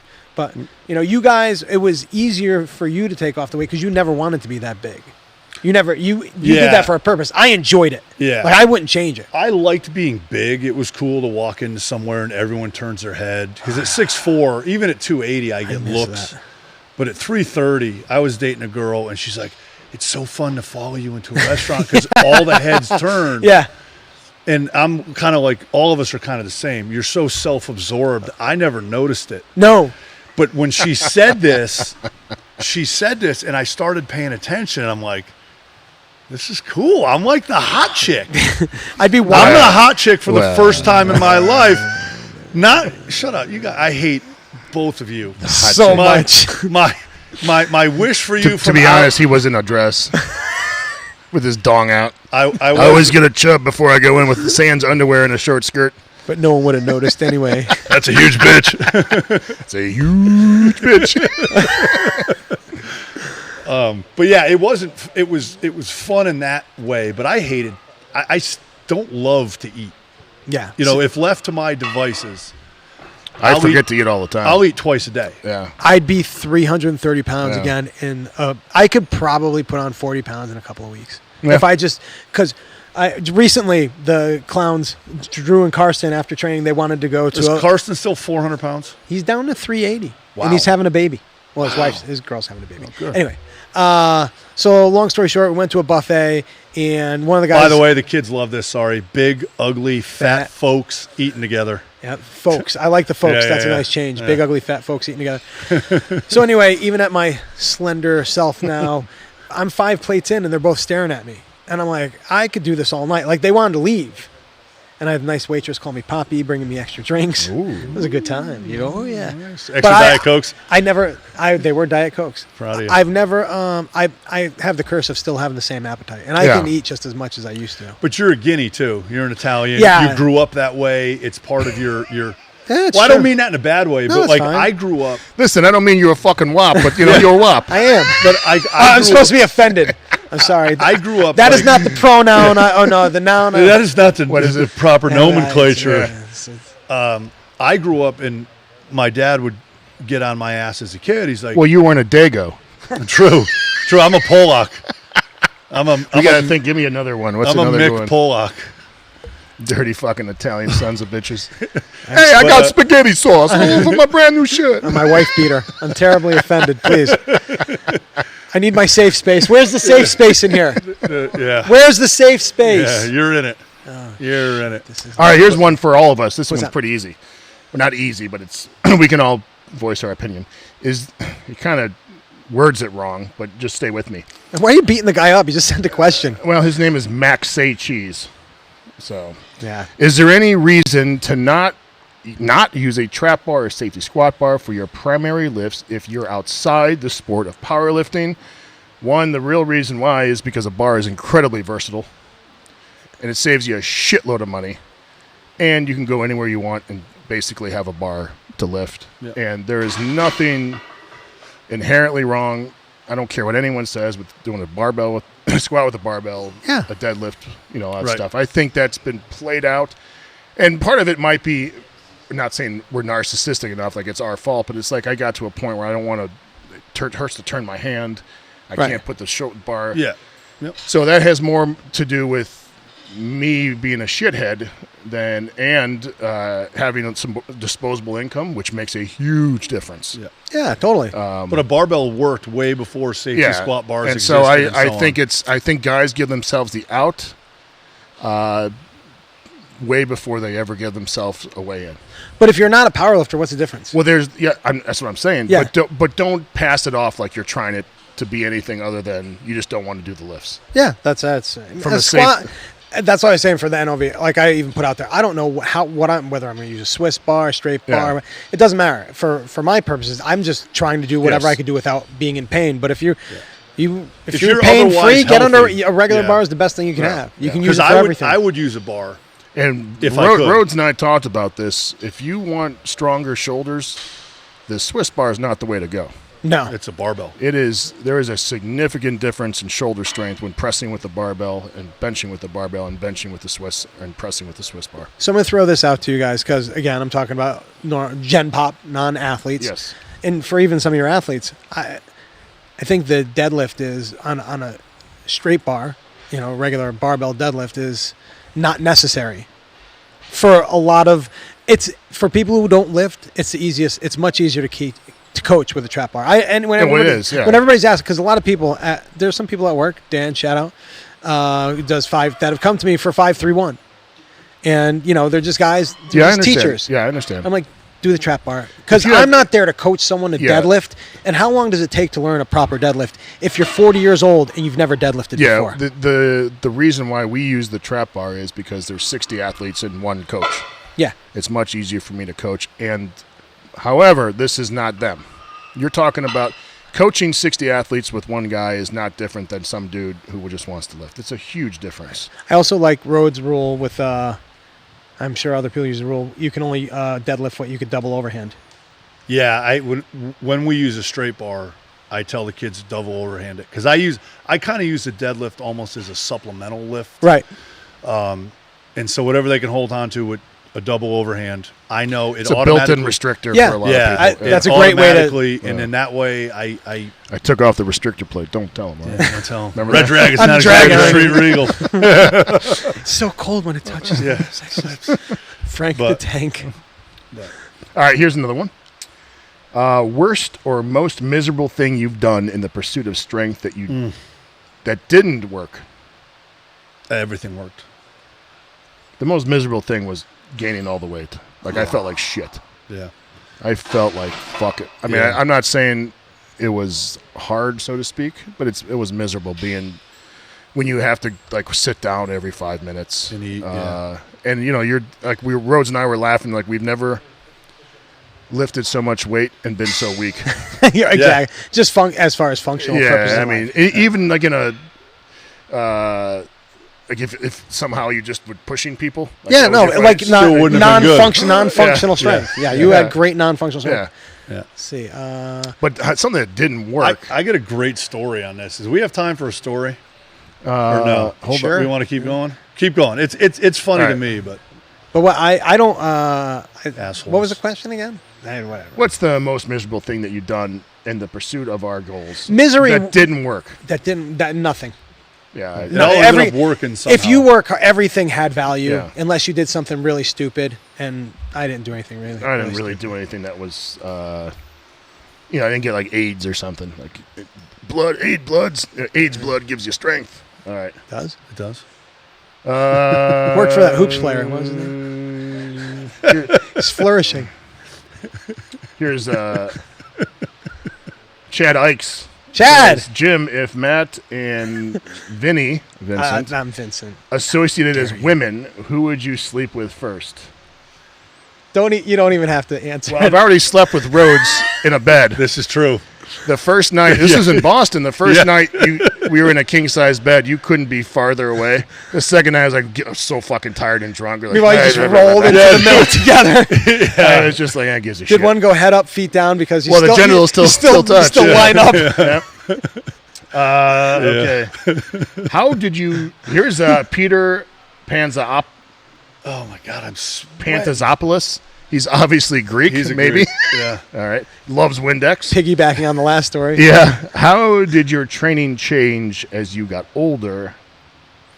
I'm going to preface this real quick here. My training changed not because I got older, it's because my goals changed. Yeah. There's a little bit of difference there. Yeah. Does that make right? I absolutely agree. So maybe my goals changed because I got older. So it's I changed my goals. Yeah. So go ahead. No, I have 3 goals right now. One of them is to train as pain-free as possible. One's to run an 8-minute mile. One's to get under 200 pounds. Now, I watched Nick Best who's a great strongman, pro strongman, powerlifter. He's 50 years old, and he's doing insane things lifting. Do I think I could still bench close to 600? Yeah. I probably could, but the juice isn't worth the squeeze. Yeah. It's not what I want. So the changes were precipitated by the change in goals. Yeah. For me, initially it was the change in goals. I no longer had the drive to pursue powerlifting. Part of that was injury. My hip was real bad. And then the heart forced to truly change. When they gave you one? Yeah. Yeah. But I would also say, like our training didn't change. We still squat, we still bench, all that stuff. It's how we put it together. Yeah. Our reps changed, because our goals changed. But we're still doing the same basic stuff. I just thought about this, and I always think, like, how would I train if I'm training exactly how I want to train right now. Huh. The biggest thing that changed wasn't, so I think I could still do, if I wanted to power lift or whatever, I would probably train how I am now, but my mindset would be completely different. And I think that's the big thing that changed. Right. So people talk about the training obviously it changed because the mindset to each set changed. Now I'm still pushing hard, but there's a difference between when you're hungry for a 500-pound bench. Every workout is every fucking rep is everything. Every row I do is 500, right. And it's just this fury. And now it's like, do some this. Yeah. So everything. I don't think the training needs to change so much as it's the mindset of, and then that's maybe changes how you approach the training. But the sets and reps, I'd probably still do what I'm doing now. Yeah, my intensity is still there. When I'm in the gym, it's when I'm out of the gym where I don't have the intensity. So I'd wake up on Wednesday. I'd be thinking about Friday's bench. Yeah. Like I got a max effort bench on Friday. I'm starting to think. I would get calls about this now, too. Yeah. Now on max effort bench, I think about max effort bench when I get in the weight room. Yeah. So the intensity when I'm in the gym is there. It's the stuff outside of the gym. So nothing in the gym has really changed that much. Yeah. Jess looks at me, and as we get closer to the end of a workout, I train with my wife a lot, and as she's happy. She's smiling as she gets close. She's just so happy she's done. I'm hostile and angry, and she's now I got to hang out with you. She's like, I got this guy's miserable. She's got to get out of the gym before I do because I train hard. I don't know. That's one thing that hates me is apathy in the gym, and that's why I can't train in a gym to see people take 5 hours to do a mediocre workout. It just pisses me off. So that's why. One of the hardest things I have with training. Is like, I had to squat on Monday and I pushed so hard and I can't give myself an out. And that's part of the reason it drives me nuts because I push so hard and I'm like, I have to get this done.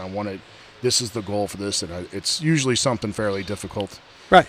And the whole time, like, fuck this, man. Why am I so fucking miserable? But, I couldn't sleep the next, the night if I didn't do it. So I'm still intense, but there's a difference. It's just like when you train for football or if we train for a UFC fight, there is a huge difference. Oh, yeah. With the application of how you train because there's a real outcome about to happen. Right. And, okay. For me, I enjoy training now more than I did. I enjoy the process more than I used to because it's not as focused. It's not as driven. It's more like my own. Yeah, it's my time. Yeah. It's like going out golfing. It's like when the kids are like, hey, can we put our music on? No. It's my training. I'm training. You should have come earlier. We're going to listen to Black Sabbath all day. My wife always says that to me. You should have come earlier. All right. Robert Oberst, I don't know. Oberst? Yeah, he's a strongman. Yeah, professional strongman was on Joe Rogan. Yeah, JRE. Okay, podcast the other day, and he was telling Joe that the deadlift is the one thing you'll never see in a college or NFL gym. He was also saying how bad the deadlift was or can be for you. So this guy's question is, what's your thoughts on people who hate on the deadlift? Not so much his thoughts on the deadlift. So I don't care about what Robert Oberst said. Yeah, I don't care. I listened to the show, and he was basically saying for coaches, you get more out of a power clean than you get out of deadlift, kind of a risk-reward thing. it was his opinion. Provided you can teach the power clean properly. Yeah. But I Yeah, understand what he's saying. The power clean's not exactly an easy lift for everybody to get either. Much harder to teach than So the when he deadlift. said that, I was kind of like, oh, I didn't love that statement, but I get where he was going with it. Yeah, I don't care what he. I couldn't care. He's what not. he thinks. I've never heard It's not of a him. strength coach, so I mean that's his opinion. Right. I don't really care what his opinion is. I'm not saying I don't respect him, but Yeah. it's just his opinion. I don't know how to answer that question. It's like, what's my thoughts on people who are going to do it? They don't. I don't affect think me. about anyone really but myself and my kids. What's the whole about? What do you think about the deadlift in general? About No, this guy's question is, what's your thoughts on people who hate on the deadlift? I don't care about people. I think sumo people who pull sumo should be dead. I see all the memes. I don't even get it. I Just don't lift the care. weight off the floor. Who cares? Anybody hates on the deadlift is a waste of time. This one is crazy. Anybody who hates the deadlift should double underhand max. That's what I think. If you And it's hate the and it- deadlift, I want you to go up to a max, keep throwing on plates, double underhanded. See then which bicep tendon tears off first. then report back. Okay, here's a good one. Of all the training cycles or programs, or even how about training times that you have done in your life, which time or program was your favorite? This guy says from college football, West Side to 5-3-1, whatever you do. So we'll just narrow this down. Of all the training cycles you have done in your life, which time or program was your favorite? Oh, the one I called Rhodes. I was up till 1 o'clock in the morning. Did you have a pie charts? No, it was just I put together a bench cycle, okay. conjugate bench cycle, and we talked about it. And it's the one that ultimately led to my 600 bench. There you go. Okay, that's the Yeah. one that you did leading up. That was the one that I did. Okay. Yeah. My favorite one. I'm having the most fun training now, and I basically more or less do like the Cryptea. I have my own version of your Cryptea program, Yeah. Jim. It's the one I enjoy the most. I mean, I guess training in college was fun because it was the first time I had an organized program from someone that it was organized. Yeah. And I made great progress on it. We did some great stuff at Southside, Yeah. but I think the one that I enjoy the most is what I'm doing now because I have basic rules. Yeah. And all I have to do is plug in, follow the rule, and it's fun for me Okay. it's a good time. I do have one. I want to throw something else. I did have Kenny Fantana was a coach in Connecticut, and I was training geared, and I caught on with him because there was I did a meet and I won in a very popular, famous female lifter. She's like, "You have the worst form I've ever seen in my life." I'm like, You're welcome. I'm like, that really hurts. She's like, no, you won. You're incredibly strong. Yeah. She goes, go get a coach. And so I went and I found a coach, and I put 200 pounds on my total in 12 weeks. Yeah. And all I did was You got better at lifting. All I did was I did exactly what he told me to do. Yeah. But it wasn't online again. He just Yeah. I was there. He watched me. He told me what to do. I didn't have to think about numbers. He had everything written down. I guess it's kind of like what you had at Westside. I would imagine you probably didn't know what you were lifting. You went when it was your turn. Yeah, there's Chuck ran the weights, and everyone just did what he did. There was something nice about that. Yeah, I love that. My last 2 meets or 2 years. I know you were doing your own thing, kind of. No, on Fridays we'd squat. I didn't calculate a single thing. That's nice. I just said, well, I'm just gonna, because what we do at Westside is you just do 5 sets that are kind of fast. Yep. And then everyone just maxes out. I'm like, well, I'm never gonna be able to. Hey, I need a blue and a green. It's never going to happen that way. Right. You just did whatever Chuck decided to do, and then you just figure out what a good weight was, and you just start working up. And I stopped. I realized because I was pretty methodical on my Mondays, I do the exact three of the same exercises for 2 years. That's all I did on Mondays. So as long as I did that, I knew. As long as my technique was solid and I was pushing where I needed to, I didn't calculate a single thing for 2 years. It's nice. The only thing I did do is I went back and calculated approximately my weights. Right. And I figured out it's about 78%, 80%, whatever. In hindsight. For me, all the training cycles by far was in high school. I had the most fun. Nothing comes close to being there and being in that time of my life. Not even close. Everything else is It's like 99%. The rest is just 1%. I could throw out my favorite quick thing about high school. There was a senior. Skitty Vitty. No, I was training, and I was like a senior who told me, and I might have been a sophomore. I don't know. He goes, "I've never seen someone train so hard and not make any progress." You're welcome. And I'd love to see what that guy looks like now. But it was painful. But I was a hard gainer. I was like, "You're built for this. You're built to bear." Okay, I was built He for built powerlifting. himself to it. Yeah, I just always trained hard. Yeah. All right. Good times. All right. That doesn't really. Jim, you approach. look like a good personal assistant right now. Yeah. You have a nail appointment at 8, and the jerky jerk at 10. How would you approach training an 8-year-old? This is getting too weird. Like your own son or daughter that wants to try powerlifting. I would teach them how to do bodyweight squat. I would teach them how to do push-ups and sit-ups and maybe pull up on something. And I would let them be a kid and enjoy themselves. If they show interest in it today, show them. If they don't show it tomorrow, leave them alone. Let them be a kid. They're fucking 8. Just run around. You're fine. Like my kid does. He runs around the track once a day, and if he wants to earn anything, like any candy, he has to earn every piece of candy he eats. Unless mom's not in the house. Yeah. Dad, as soon as mom leaves, Dad, can I have a snack back? Yeah, I don't care. All right, go ahead. I don't care. That's why she never leaves the house. But for the most part, like if he wants, like he has to earn a Lego or whatever, like a Lego. You want that? You get one today. 5 years to build that castle. Yeah. So we call it home PE, and we started off with 1 bodyweight squat, 1 push-up, and 1 jump.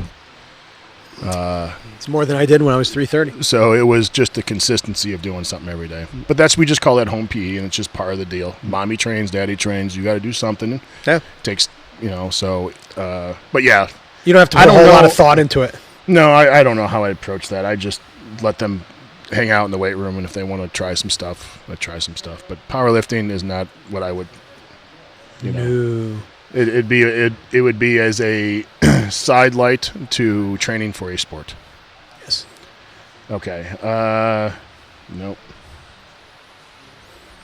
Yeah. So Rhodes, tell a story while I get the. Oh, I you already got got that. Josh Okay. has Go ahead, Josh. What you got, Josh?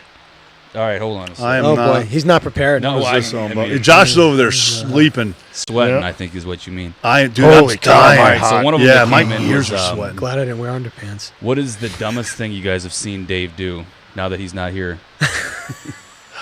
I didn't train with Dave a Yeah. lot, so I don't know. So that's a question for Jim. You're saying? Yeah. Hey, it didn't have to be training. Oh, wait. wise. It didn't have to be Wait. training wise. By Wait, the way. I know I called you or texted you where you actually respond to some lift, Dave. I always enjoy watching all of Dave's the shaking. Well, the best part is he takes the bar off and then he puts the bar back on. Yeah. It's somewhere in there. And I'm always like, well, did he? There was something a hurt? Yeah. There between the accoutrement and the range of motion. We're not exactly sure what happened. Basically every Friday was a clusterfuck. Dave squats on a Every- 36-inch box. Yeah, every Friday at Westside was a clusterfuck. It was like, it's just he had to get himself into a rage because he was so fucked up. But there was, I don't know I think it was the Iron House meet, and I don't think I was working for Elite, but I wasn't at Elite at that time. Okay. And there's this is before, I think someone had taken video of all our squats, and I don't know what I did. Doesn't really matter. But Dave's squat, when he took that bar off, he shook more than anything. No, this is the most I've ever seen Oh, him really? shake. Okay.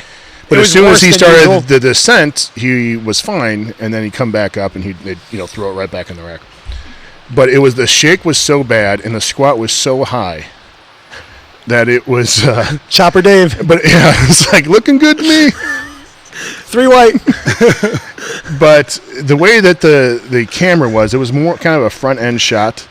And he had this scientific formula of how his belt couldn't be below the hip. If this is below the hip, then this belt from the straight on view, there's no way that can't be parallel. I'm like, Dave, you can see the thigh is like at a 45-degree angle. But he's like, well, that's impossible. Because if you look at the belt, I'm like, Dave, I'm not looking at the belt. No one's looking at the belt. Get the camera at the wrong angle. Yeah. But Nobody can judge a squat from that every angle. Friday was like a lesson in, God, I hope Boss is around after this fucking... What was the craziest thing you guys saw him do in the gym? The craziest thing? That was the dumbest. The What was crazy- fleshlight, the fleshlight ammonia torque. Yeah. If anybody saw that video. We can bring that on, by the way, if you guys want to see it. What That's- is that's- the... It is here. What was the question again? What's the What is dumbest? the dumbest thing? well? What's the craziest thing you've seen him do in the gym? I don't know if I've really... I don't know what I would classify as crazy. Isn't it's all crazy? Yeah, kind of. I just... Well, is there anything you guys saw that you're like, why is he doing that, or he shouldn't do that, something like that? the 35-inch box squat? Dude, he... 45 chains. To squat, he's got to like have an elevator to touch his button. Dave's the Like an first. elevator on each leg. Dave's the first guy to actually use reverse chains. Yes. Figure that one out. Reverse spotters. Reverse chains. That's always interesting, right? He uses reverse band. He's like, well, it takes the pressure off the bond. I'm like, well, I should use less weight. It's like the old adage that I learned from Dave, from his brother-in-law. When Dave was, I don't know, we're probably 2 years deep that I was here, and I was, I got my first couple of checks, and like I was fucking bitching about the taxes. And he's like, you know what, Stuart, it's his brother-in-law, very successful. He's like, just make more money. And he's like, yeah, but I pay all these taxes. And Stuart's answer is what? Make more Make money. more money. Sound like my dad told me the exact, just make more money. Yeah, And so it's like, it takes the pressure off the so just take weight off the bar. Yeah. As much as we'll break Dave's balls, he's following his own goals. Well, I know. Oh no! But for other people out there who think we're ripping on Dare, oh my God, how dare they? His goals are no more. How dare stupid they? than He's a my friend of goals. ours. Yeah. The best part is he's just touching the monolift, the toes. Yeah. He's got his toes pressed up against the monolift. He's doing a calf raise. That's why he tore his calf. He's got 5 heavy bands weighing it down, and he's got 5 reverse bands holding it up. And he got weight reducers pointed up somehow. reverse chains and 2 belts. And not like the strongman belt under the belt. No. A 2 belt belts. and then another belt above that belt. And his wrists It's are barely helping. Yeah, that's like Dave's bench shirt that he cut the sleeves off. He's like, it doesn't do anything. And I always like, just don't fucking put it on. He's like, well, no. It saves my pec. I'm like, then it's working. It's got to be doing something if you're still wearing it, even though it doesn't have sleeves. I actually got to That train thing with was Dave. so ugly. I got to train. You know with why him he that way. wore? Because I think he wanted to be part of like Hell's Angels or something. He put was on his- like the vest. that was his- reverse vest. That was his colors. It was his. It's the hospital gown MC. It's because it attached in back. Those were his colors. Fucking hospital bitches. All right. I don't know if that's how MCs talk, but it probably said hospitals forever, forever hospitals. I don't know if you know AFFA. No. Angels forever, forever angels. Whatever.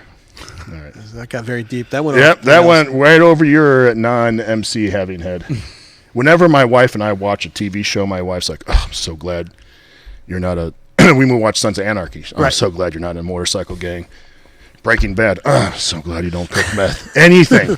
Oh, so glad you're not a pilot. Like anything that's out. Yeah. there. What was like? Oh, Dexter. I'm so So glad glad you're not a serial killer. It's like, Jesus Christ, what can I be? You're really limiting your husband here. She really doesn't know you yet. No. Well, much like your wife, my wife would be awesome with an alibi. Oh yeah. That's one of our jokes. There's a movie called 4 Christmases with Reese Witherspoon Yeah. and Vince Vaughn. and there's a kind of a dork. I don't know what they are. Who's the That's not PC. Who's the guy? Jon Favreau. Yes. He's really obnoxious, and his wife is like this tart. And they play a couples game, and they turn over like a little sand thing, and they answer questions, and they get all right, and her and Vince Vaughn get none of them wrong, or none of them right. Okay. Okay. And this couple's kind of like a, trashy, and they get every question right. And he's eating hot wings, and he goes, "You gave this to me on Thursday." She's like, "Alibi."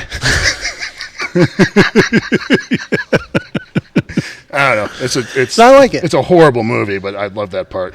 Alibi. Yes, we get good alibis. Yeah. I talk about my parents, like, you know, so you could tell how much you're loved by what your parents would say if you were the shooter in the bell tower. My parents would be on TV like, he was a hell of a shot. That's the kind of love and support I had. Like, I'm pretty sure he didn't take a break running up those 30 floors. Huh? 5, 3, 1, boys. Anything for publicity. Yep. Does Josh have anything else, or are we going back to you? I got a couple more. Go ahead, buddy. Is it true that Dave really thought barbecue ribs were diet food? No, it's not barbecue ribs. It was barbecue sauce. Ah. So when Dave was Johnny Cuts a Lot, Yes. you know, and he went down that rabbit hole. He was, all his.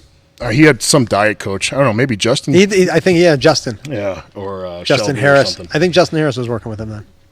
And so he did the whole diet, and then he did, like, I had to do his body fat occasionally, which was not part of my job description, by the way. But you enjoyed it nonetheless. How many points did you do? Just popping zits. I'm joking. I don't think there was any zits. And then, like, I don't know, after he got down to whatever he wanted to get, you know, he was like, man, I've been adding barbecue sauce to everything. Because he's like, you know, it tastes good, and you know, when you're dieting, everything's sunny. He's like, there's no calories in it, you know. And I was like, Dave. Dave. And it ends up being that obviously when working someone one-on-one, they're able to evaluate your progress, Right. and so that's been accounted for. Even Right. though, The barbecue sauce worked for him, and Justin was accounting for him. Dave wasn't. without knowing it. Dave's starting the barbecue sauce diet. I know. A friend of mine did a who's Mario Di Pasquale? What was the metabolic diet? Yes. And so he ate chicken fingers all the time.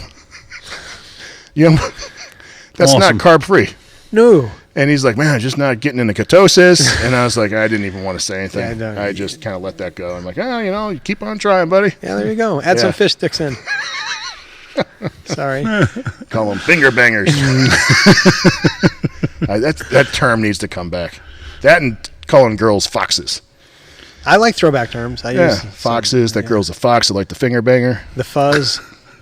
Broads. Is that talking about boxes again? No, would never. Boxes on foxes? Talking about the fine men and women of the uniform. The blue? Yeah. Who pull you over for not wearing your seatbelt while they're driving a motorcycle, riding a motorcycle. Oh, you like that story? You're going to tell me it's safety, huh? I got pulled over in Connecticut with my you did? seat. Oh yeah, I thought you were recanting a story. No. Was it a motorcycle cop? No, but it was. But that's the joke. A statey. Yeah, he pulled me. But I'm in Connecticut where there's no helmet law. And I got a ticket for. I'm like, really? You're saving the universe? This guy doesn't have a helmet on. He's literally going by doing 80 with no helmet on a motorcycle. But I'm in a 4,000-pound truck, and it's I have not my about safety. on. It's about extorting tax-paying citizens. Yeah. That's how it always is. So, trust me, they don't give a flying fuck about you. He was not happy with me. No. Yeah. Well, you know. I deserved that. I was fresh, as Jess would say. I was being fresh. No. Well, the rule is, give me the lecture or give me the ticket. You don't get to give me. Yes, I agree. Okay. You got another one there, Josh? I got a few more, but if you want to. No, keep on going. I gotta go through here. This one was for Vincent. Oh, it boy. was you competed against Kenny and George. How was Westside really seen by those outside of Westside? Oh, I was competing at the same. I don't know if I ever competed against Kenny. I was competing at the same time. We might have done WPOs at the same time. Westside, I was training at Southside, so to us, Southside was our version of Westside. They had some very strong people. Listen, I know in retrospect it was not Westside, but we had a lot of nationally ranked lifters for a very small gym out of Connecticut. So we just saw them as just rival lifters. And I'll never forget being at the IPA Worlds, and Louis comes up to me and he's like, you should come lift at Westside. And I was like, how come you were? I was benching 700. I'm like, you never asked me to come lift at Westside when I was benching 440. And and I was like, well, That's because you bench 440. Exactly. Yeah. I mean, I think it takes a lot of ability to pick out lifters who are already successful, and strong. I know. To make them. You don't have to tell me. Strong, and I have an utmost respect, and I enjoyed. I watched J.M. Blakely. I really enjoyed watching lifting. He's one who kind of fueled my fire because he used to compete against someone I trained with, Glenn Shabbat, and I'd like to talk to J.M. now that he's kind of like doing some stuff for the team because every time Glenn and I saw Glenn and JM get on the platform together, Glenn beat JM. Really? Yep. Okay. I did not know that. Yep.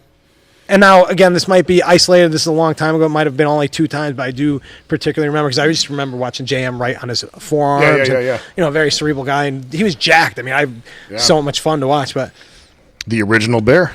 Yeah. He had the mustache, right? Oh, he had the good mustache. All right, we're going to continue along these lines. Do you guys still stay in contact with Lou? Does he ever admit how proud he is of you guys for all the success you're having now? I know he doesn't say so, but can you tell that he is? So I know nothing. I've spoken to Lou 2 times in my life. He was very polite and gentlemanly to me. I have the utmost respect for him, but he wouldn't know me from, as with anybody who's not even in that gym anymore. Yeah. He might not recognize Chuck or talk to him. I don't know. Yeah.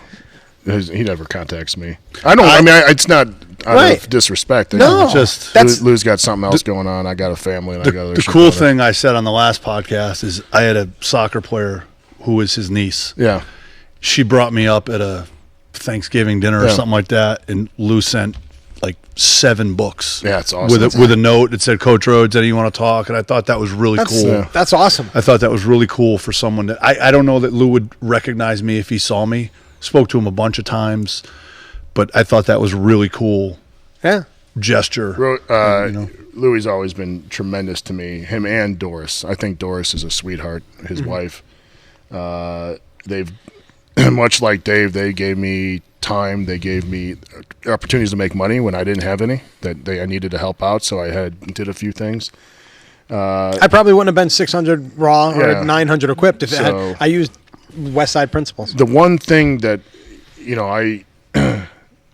when you grow up lifting before the internet, you just kind of whatever was taught to you and whatever you may have read on the way. And when I remember first reading Lou's article, one of his, I don't know which one it was, I was like, fuck, there's a different way that I've never heard of. This is really interesting. Right. And whatever you think about how that is or whatever it is, it was something different and it was something new. And it was something that he was having a tremendous amount of respect for. And I look back now and I think, what a fucking awesome thing at that time in my life to be like, it was like the Vikings when they reached England. Like, holy shit. Yeah. The world's not, like, there's this whole other thing out there. And one of the things I remember, I read 2 of his articles. So I read, the first one and then like another one I found. I could understand everything that they did. And I still don't know why people have so many questions. Yeah, it's so easy. Yeah. I was like, you just do this, then you do this, and well, people have questions with 531. It's pretty simple. Someone told me the other day it was the most complicated program he's ever seen. I was like, dude. He's like, well, what do you do? He's like, literally. He's like, I don't know what else. And the people were answering. He's like, I don't know what else you want from us because we told you what to do in every single set. I have a question. I don't know, what else. It's this. The title, the simplest, most effective. Yeah, it is. It's so easy. And go ahead. Yeah. I just have a question. So Chad Wesley Smith was on. I was listening somewhere, and he was talking about, because I know he bags on West Side, Conjugate, whatever. But he talks about Chad Wesley. Okay. Yes, Chad. Okay. Chad. Yeah. And I like Chad. My question is, he talked about how few, he trains a lot of the. What is that? USA PL female lifters, and they're IPF. They're very good lifters. Yeah. So he talks about how few of the lifters get ranked who train Conjugate. I don't know if he's out there personally asking, but I would hazard a guess that you're not really getting a good, a good tell on that, because there's probably very few people who train Conjugate right now. Yeah, I don't know. And here's the thing is. One of the things I've learned, and I used to bring this up, and I think people kind of shit it out, and I still stand by it, is each lifting style is for a different personality. Yes. Okay? And I think, for example, when you go to an Olympic lifting meet, it's like real quiet. Yeah. And even within that world, you have like the crazy Bulgarians, and you can imagine the guys that kind of go to that style of training are of a different mindset than the guys that do something more, dare I say, more Russian or whatever are their theories of the Russian training. So I think a lot of times your personality will fit your program, because we all know programs work. Doesn't really, as long as it's somewhat rooted in common sense and has an A to a B to a C. Right. So I also think that Westside catered to a different personality. Right. And not just the gym, but I think the training. And I don't think a lot of those people went to the USAPL or IPF. I'm not saying it's you go to an IPA meet back in the day or an APF, it was a fucking animal fest back in the day. It was like you're like, fuck these guys. I mean, everyone's just kind of, they got like a bullet in their head like when they were younger. And the guys were different. I really think that has a lot to do. And you can argue science this, science that, but you can't argue that multiple programs work. Right. And I think part of it is the personality. And I think that putting on a bench shirt and hoping to God that thing touches and your arm doesn't break, right? Yeah. How many broken arms have we all seen? Ooh. Holy shit. Yeah. Mm-hmm. Broken legs. I've seen blown out knees doing weights that their bodies shouldn't do, and that takes a certain amount of personality other than putting on a 395 bench press versus a 640 and be like, well, here we go, boys. Let's see what happens. Life insurance is paid up. Let's go. That's what I love about check is cleared. Geared lifting, which is a good laugh because I'll never forget. I was watching something at home. A guy was backflipping a snowmobile. Yeah. I'm like, this guy's out. I'm like, Jess, get in here. This guy's out of his mind. And she goes, what do you think? Some person will walk in seeing you hold 900 pounds over your chest. Like, I'm like, yeah. I never thought. Yeah, I actually never really kind of thought about it. But I mean, it's different. But I guess there was a whole risk to it. Again, now benching, my squat weight is less than my raw bench. Don't talk about it. You feel better in the morning. We have guns at our house right now. Yes. You don't want to take down. And you said Popeyes will be closed by the time we leave here. So I got nothing. Oh, it already is. But my quick question for you is, so do you think there's value in Westside Conjugate for a raw lifter? Yeah, you just see the problem I have with how you define these things is people think, well, conjugate training is you change exercises or you use boards or use good mornings or use box squats or chains or bands. And it has nothing to do with that. It's just bringing up like several abilities at one time rather than compartmentalizing or what is the fancy term? Block, yeah. Our kids do conjugate. Right. We raise our conditioning, we raise our speed, our strength, our size. Yeah. Okay. So I think it has a lot of, has merit. And it just, I think people look at it in such a narrow, myopic way that like I don't have the energy to if we're going to talk about something, we both got to know what it is. Right. And if I'm talking about something and you don't know, and the other person doesn't know it is, it's not even worth the conversation. Yeah, so I just kind of let it go. Plus, what is everybody selling? Usually someone telling you something differently is trying to sell you something. And it worked, I think one of the good reasons why it worked was it gave me a plan every day. Yeah. And it was very simple. Like, we would bench press or whatever the fuck we did that day. And then it was like dumbbell work till we're fucking dead. Yep. Presses, dumbbell rows till we're dead. Face pulls till we're dead. And so it's like, all right, we walk out, you feel like this. Hopefully you set a PR on your main lift, and that's how it was. And squat day was, hamstrings, quads, abs, low back, whatever. Fucking pump those, get those, do as many sets as you can, and you're done. Yeah. So it's, I guess, so yes, it can definitely work. Cool. I mean, like I said, our kids do it. Yeah. So now when people are like, well, you guys are doing conjugate, everyone box squats. Yay, searcher squats for everyone. Yeah. What do we got? What do you got there, buddy? Hold on, because we're still talking about this because Josh wanted me to chime in. All right. Modern raw power lifter or whatever over here. Modern raw. Yeah, whatever. What is? It's raw with reps, but I just because I'm modern raw. Yeah, well, whatever. It's okay. Just, I didn't know there was distinction. It's the way Ed Cohn would have done it. Yeah, there's not. It's just me saying because I'm a raw lifter in the current state of affairs, like things that's going on. There's actually been a resurgence of raw conjugate lifters. Like there's a guy that I know out of Pennsylvania that his whole coaching crew or his whole client base is running a branch off of conjugate style programming. And I just wanted to talk on or just bring up a point that I had a conversation with Dave about it, how Jim was talking about each personality type caters to a different style of training, because if anybody who hasn't seen the West Side versus the World documentary needs to go watch it, just because it's a good piece of information that you can learn more from. But just like Jim was saying, like each personality type is made for a different style of training. Like, and some of the kids that you train, anybody that you guys are training, like it just depends on where you're born into, what generation you're born into. Yes. Because that's what it was. There was no raw powerlifting back then.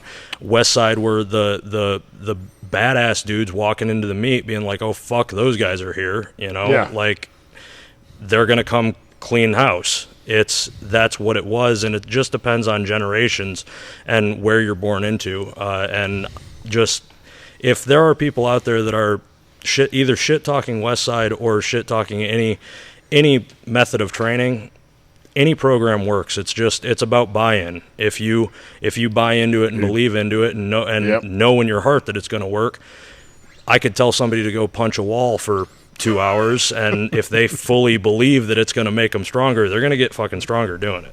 Yeah. So, well, when I want to say, like, with West Side, as I was back around when the APF Nationals were the biggest meet, and I was actually competing in USAPL back then, but some of the guys I was training with were competing WPO. Nobody kind of looked at West Side like they were coming in like the Hells Angels, because there were great, like Willie Wessels was a great lifter, Steve Goggins was a great lifter, Gary Frank. Yeah. Like, they were really good. Like, West Side didn't own the world when they showed up to a meet. You had good lifters all over the place, but they trained together. Yeah. And well, that was the big. Yeah. Yeah. And they were all cool. Like the West Side guys. The other thing is, they didn't show up to a meet and like take over and MF everybody. Everybody was kind of the same ilk.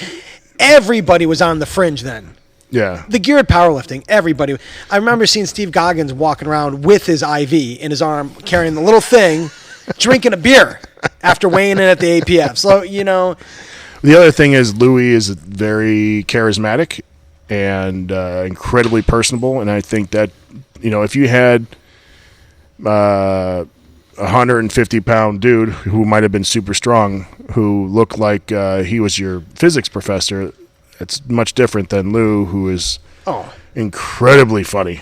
Oh, yeah. And he's got a way with words and a charm to him. Yeah. It really does make a difference. He can command a room. Oh, yeah. He's incredibly, and his best work is when you're just hanging out with him. Yep. In the lobby. Funny. Yeah. Walking into a lobby of a big meet. He is.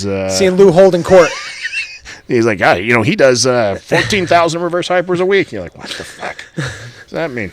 But yeah, and I think that has a lot to do with it. I mean, besides obviously the big, the big difference is you had all these different lifters, but you had a big group. One group of who were all good. Were all pretty good, and I think that makes a big thing. And all the credit goes for Lou for building that team, because many people have tried.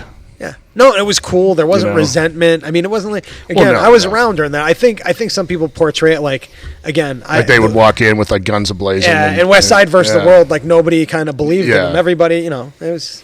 I never, it was just nice when every day you trained that there was someone who was ridiculously better than you. Yeah. And that makes a difference. And then you had guys who were incredibly smart about, like, listen, we're going to have to work on this tuck, right? With this, or, Todd Brock fixed my squat in 10 seconds. It completely changed everything. I can hear Matt's breathing. Yeah, I know. That's awesome. Is that me? Yeah. I didn't realize that was me. I'm just listening. Yeah, my awake apnea is in. My neck's getting bigger. Oh, this is a big moment. I'll just make the announcement here. I did not even travel with a CPAP. You didn't take your CPAP? You have gotten so small that you don't have apnea. You papping? We papping. I'm not papping anymore. Wow. I didn't need an I got in the plane and I just reminisced. I didn't need the extender belt. I was like, there's a lot of room in this belt. Yeah, I cannot and the seat too. I cannot believe there was a day when I couldn't fit in the seat belt. Hold up like a pair of. Go to like the. I was proud. Like wherever you go, like Walmart or something, and go find a pair of whatever 46 pants, and you're like, "Fuck." Made out of a sale. I had a pair. I make some curtains out of this. I had a pair of 50s. Yeah. I was just because my thighs and ass. Oh yeah, right. Your thighs were so big. Yeah. Did you have the waist tailored? No. He pushed it under his belly. But It's only a 32-inch waist. Well, that's what 20% body fat? People, About 20? I like people say, I have a 30-inch waist. From where? Are you measuring from your navel, or are you Just across. yeah, just the front? But how big was I? And Jess, we were on the plane, and she was like, I raised my hand like I was the proudest person ever. My hand's up. I'm like, excuse me, I need an extender belt, please. She's like cowering her head. I'm like, I've made it. Yeah. She's carrying all my bags. Dave had the Elite FTS troll. Like I brought boards with me to the airport. Oh my God, She's that's carrying horrible. boards, both my bags, and I'm still. Did you have your boards have stickers on them? No, I'm not. I will admit to every bit of lame I have and how much. And there is no shame, but I did not have any stickers on my board. All right. You didn't have like a no fear sticker? I know you didn't because I lifted it. Second place is the first loser. Yeah. Go big or go home. Let's see here. All right, you got any more there? Yeah. I'm scrambling you. I'm sorry. No, you're good. Let's see here. All right, there was Joe. I'm gonna steal this quick. Oh boy, Matt. There was another one about Dave. It just said if he could go back and do it all over again, training wise, would he? And also business wise. Wait, what was the question? If I could, what? Dave. If he had to do it all over again, would he? The training the way he did, and as well as the business. I don't know. It's a question for Dave, right? Well, I don't know where it came from. You but pretty much asked all three of us if we'd do anything different. Pretty much all three of us said no. I think Dave's as dumb as we are. So I mean, it takes. It's a bad question, Josh. Pull your head out of your ass. It takes. Right. Jesus H. You had to do. This is a professional broadcast. Sorry, I'm interrupting you, Vincent. Fine. That's unprofessional. We had to No, do. you're right. You have to do what you had to do to get where you are. Mistakes, everything. You learn from your mistakes. I'm not going to speak for Dave. No. You could, you could throw down the mustache though. Oh Jesus, dude, he's got like 14 chins. I'm not saying any. A while ago, he saw me and he's like, "You're smart not putting the weight back on," because that's the hardest thing. Yeah. Because he knows how hard it is to take. Once you've done it once, that's why I'm so fastidious about this, because I don't ever want to have to lose 100. Speaking of fasting, right? 120 pounds again. No doubt. I made room for Popeyes. I've been dieting. I've been banking calories. Dieting for 6 months. Just so I can eat Popeyes with you guys. So I don't get made. We're doing tomorrow. It's going to happen because we're not going to get out of here too late. Tomorrow that'll happen. I'm excited about it. What do you want to do for food? You guys hungry? Oh yeah. I don't know what we're going to do for food. What what's the Italian place? Yeah, but most of the pizza here. We might go to if Cappy's is still open, but I don't know. The chicken parm. Yeah. You're not a chicken parm? Oh, too many carbs? I don't care. It's nighttime, dude. That's fine. Listen, you're going to have me eat Italian food in Ohio. That's I'm going to bash my face off the windshield of the car. It's pretty good. The burritos at that place where you live aren't that bad. Yeah, it closed down. Oh. Closed down like 2 years ago. Has it been that long? Yeah. Oh, my God. Oh, well. No kidding. Plus, they used to give me free cookies sometimes. Come on. There's got to be an app that tells us where Popeyes is open. The Popeyes app. Hey, listen, someone go online right now and tell us near London, Ohio, what Popeyes is still open. There's only the gas station. Waffle House. That was probably too loud. Sorry, my stream. Yeah, we can go to Waffle House. Yeah. It's right across the freeway there. You know what else is right across there, right by Waffle House? And I have not been there yet. Cinnabon. Ooh. I don't think Vincent will be 220 when he gets on the plane on Sunday. I can't do Cinnabon and Waffle House. Yes, you can. Well, no. I thought you said you were not at the same time. But you can do Cinnabon tomorrow. After Popeyes. Yeah, I got it. I'm actually not a big Cinnabon fan. Either am I. Just gonna do it because that's my. But I'm looking at you like you're a fucking Popeyes thigh leg. I forgot to tell you one of the rules of the 5. If it's not a 10, it's a 0.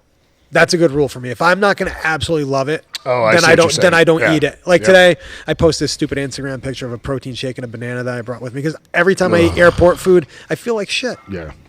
Tell me like you eat a big meal at airport, you're like, oh, I feel great now. Well, I eat when I go to O'Hare. They have all kinds of like Italian beef places. Okay. You like Italian. I ran onto my flight. I'm sweating. My wife's already on the plane. Where you been? I'm eating a hot dog. I know how much you like Italian. I know how much you like Italian meat. Oh my! Talking about my uncircumcised wiener. All right, you got anything more over there, buddy? Yeah. All right, this one is best way to bloat back up after cutting weight for a meet, or any after weigh-in stories about food. I'm giving mine. I'm throwing this out. Around the Clock Diner in Pennsylvania. Oh my God, we're at IPA Nationals in York. So I've worked with. Well, whoa. Yeah, okay, First of all, that question implies that you dieted down to make a weight class before a meet. Did you ever diet? I never did. I never did. Done it a lot. Yeah, Vincent was one of those I've been guys. through 6 weight classes. Oh, yeah. I never. I just got big. I've done 198s to super heavies. well, I'm talking about in your glory days. In my glory days, I did JM inspired me. I did 4 weight classes in 1 year, and I benched top 10 in all 4. All right, never mind. So yeah. I didn't know you were such a, you know. Yeah, I will. Yeah. Sorry, I didn't play Division 1 ball. I needed my own challenges. I always looked for ways to challenge myself. So To lose weight. exactly. I would I want to do something. What are you going to do? I'm just not going to do this. I never wanted to lose weight. In the I don't want to. just fucking with you. No. He's sensitive. I'm trying. The thing He's is, like a post-orgasmic clitoris. Here's the thing. That's your new name. POC, not person of color, post-orgasmic clitoris. I expect and clitoris. invite the abuse from you fine gentlemen. But the fact that I'm able to help. So I'm getting weird now because I lost my brother due to complications with gastric bypass. So weight-related issues, again, has nothing to do with what we're saying, but I do like helping people. So when I can throw stuff out there that someone might gravitate to, because I get lots of people asking me questions, a lot of people thanking me for like their weight loss journey or what have you. So when I can figure out if one person can take one thing away from this, and it can be like, oh my God, because as much as being my legacy, as weird as that sounds in this very finite group of people, is that not how much I lifted, not how much I lifted, but in fact how much that I've been able to help some people lose weight. Like I've several people who've lost over 100 pounds thank me for helping them. So I used weight classes to lose weight. If I had thought about losing 120 pounds, I would have never started. Yes. I started at super heavyweight, and my goal was to get to 308. Then after 308, my goal was to get to 275. After 270, so I wasn't focused on losing weight. I was focused on getting to my next weight class, which is your goal had a more definitive and purpose and a definitive timeline. Right. So I even tell people who are not necessarily, like Jessica has done a few powerlifting meets, and it helped her kind of like, I have to hit a weight class. Like when you know you're going to be there, kind of. So I tell people powerlifting is a good way to lose weight because you're like, now if you want to get stronger, I don't recommend dieting down. You're never going to be stronger. Never cut weight and been stronger that day. Yeah. But we did. I cut down to 242s, and I was with Matt. And this is a very, very funny story because we showed up. Long story short, we showed up at the No-Tell Motel for someone to give me an IV. This hotel was disgusting. It was like, you've been in powerlifting hotels. 7 guys staying in one room. I was an EMT in Nam or something. Yeah. Like, okay, using a fucking 3-gauge needle. Yeah, he could. It was shady. He could only find the vein in my hand. It's the only. That's the last one I had left. Yeah. So we're walking. Matt's holding the first one he missed, and blood squirted across the room. And Jess is like, "I'm out." She tapped him. Rhodes is holding the IV bag as we're walking out of the second floor of the hotel. The No-Tell Motel. The No-Tell Motel fly trap. We hang it from the shit handle in the truck. In the truck, and I'm driving with the IV, and we get to the around the clock diner. So I had made my 242s. I had to sit in the car with the. Now, meanwhile, we left Connecticut at about 5 in the morning. Vincent had on sweatpants, sauna suit, like a sauna suit, and we had to drive out with the goddamn air conditioning off, with his body stench for 4.5 hours. And you know how those Italians smell. The first thing we did when we get there was get the IV. Well, I didn't make weight. Remember, I had to go back in the car. That's right. You had to go back in the car with the sauna suit and the heat all the way up. Yep. How far were you off? Like a pound? It's a half pound. It was okay. just wasn't like horrible. Yeah, it took like 10 minutes. Okay. But we went to the so I've done it very scientifically. I will tell you, bloating back up, do it. First of all, the fluids are more important than the food. Yeah. But eat food you enjoy. Because Yeah. I've done it scientifically. That was the best cut and refeed. 'Cause I went from waited- 242 to 270. Yeah. In like Yeah, 24 hours. hours. I get 28 pounds. And I started the cut at, when did I start? I think I started, 260. like an 18-pound cut for that, like 24 hours. And then, but I actually put 28 back on. And that was just, I mean, there's good science about it. It's dangerous. It's stupid, but. Yeah. For what it's like JM said it. It's not about health. That was No. about performance. Can you imagine? But I enjoyed it. cutting that amount of weight and then fighting in a 3-round UFC match. Right. No way. Without, and they don't even allow these guys IVs anymore. Yeah, which is to me is ridiculous. Yeah. I mean, I think what their idea is, well, it's we're gonna save you from that drastic weight cut because you don't, and they're making the cuts. They're going to do it They're anyway. gonna do it anyway. Yeah. Yeah. It's the same kind of logic they have with using growth hormone. Like you don't get to use GH, for after injuries or after games. Still going to do No, it. we're going to give you Vicodin and Yeah, Demerol. yeah, we're gonna and you can't use marijuana or anything like that. It's just why wouldn't you let the guys use some growth hormone after their surgery? We'll get you hooked on narcotics. Yeah, but we'll that's get fine. you. Yeah. Every cop in the world has 5 Narcan on them. Yeah. Where all our tax dollars are going to Narcan, but I can't get You should hear Peg talk about that. I can't get Extends pills or I know. or I think ephedrine anymore. Yeah. Yeah. Was it Mao? Was it Mao? Ah, wang. Mao Wang. The white crosses. Every you walk into the old gas station stores, those things were. Those were the good old days. Yeah.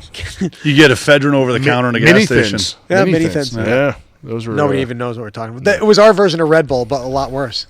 Yeah, it And it fucking worked. worked. Yeah, that's the difference. I remember my first training session at Arizona on ephedrine. I don't know what it was. Xenadrine or Rip Fuel or Something like that. Yeah, It was the most, and I must have trained for 4 hours, and I hit like PRs on every single lift that I was like, leg press. Let's see how many times I can do 500 to like 38, and then Not that I'm going to squat and squatted 500 for 10. I'm going to do bench press, not that anybody. and I'm like, I think it's going to be every day. Yeah.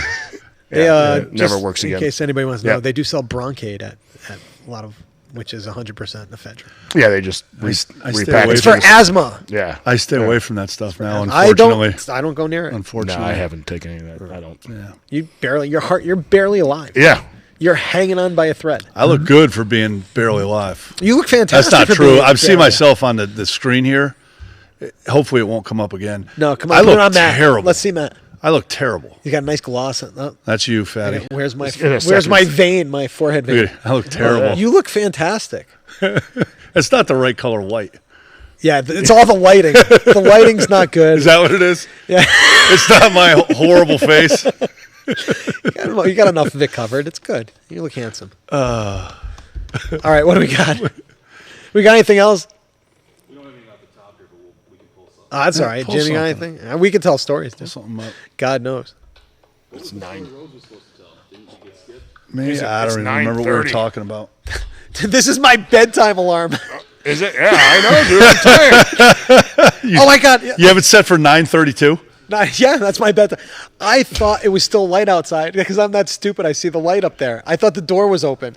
You see the light right in front of you? It's like the geriatric crew. Dear God. We're definitely losing it. All right, here's a question for you. Yeah. Did you guys use supplements during your competitive days, not asking about steroids, or just rely on food? Do you use supplements now? I used every supplement under the sun. I bought into that hook, line, and sinker. Are you joking? Or No, No? I Okay. I used everything. I was like, if this is going to make me better, I'm going to take it. I'm going to take Okay. it. And then, slowly realized if I... You know what that's called? It's called paying the weeder tax. Yeah, Everyone I needs to paid pay the... the Yep, I remember that saying. You all I got to paid pay the weeder tax.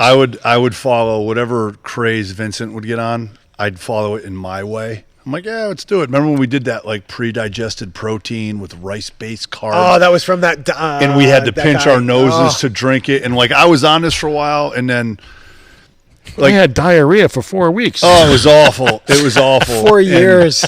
4 years. oh, it was the only thing worth using if you're gonna is protein powder. I think Creatine works. creatine works. But I won't take it.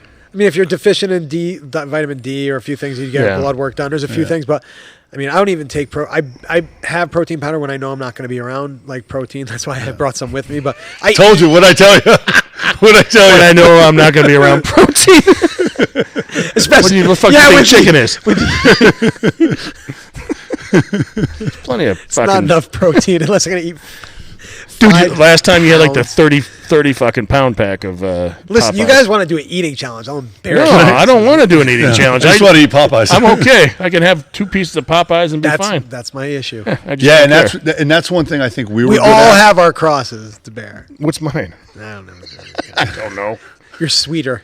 What? You're sweet tea. My sweet water? Your sweet water. Let's take Jim's sweet water away.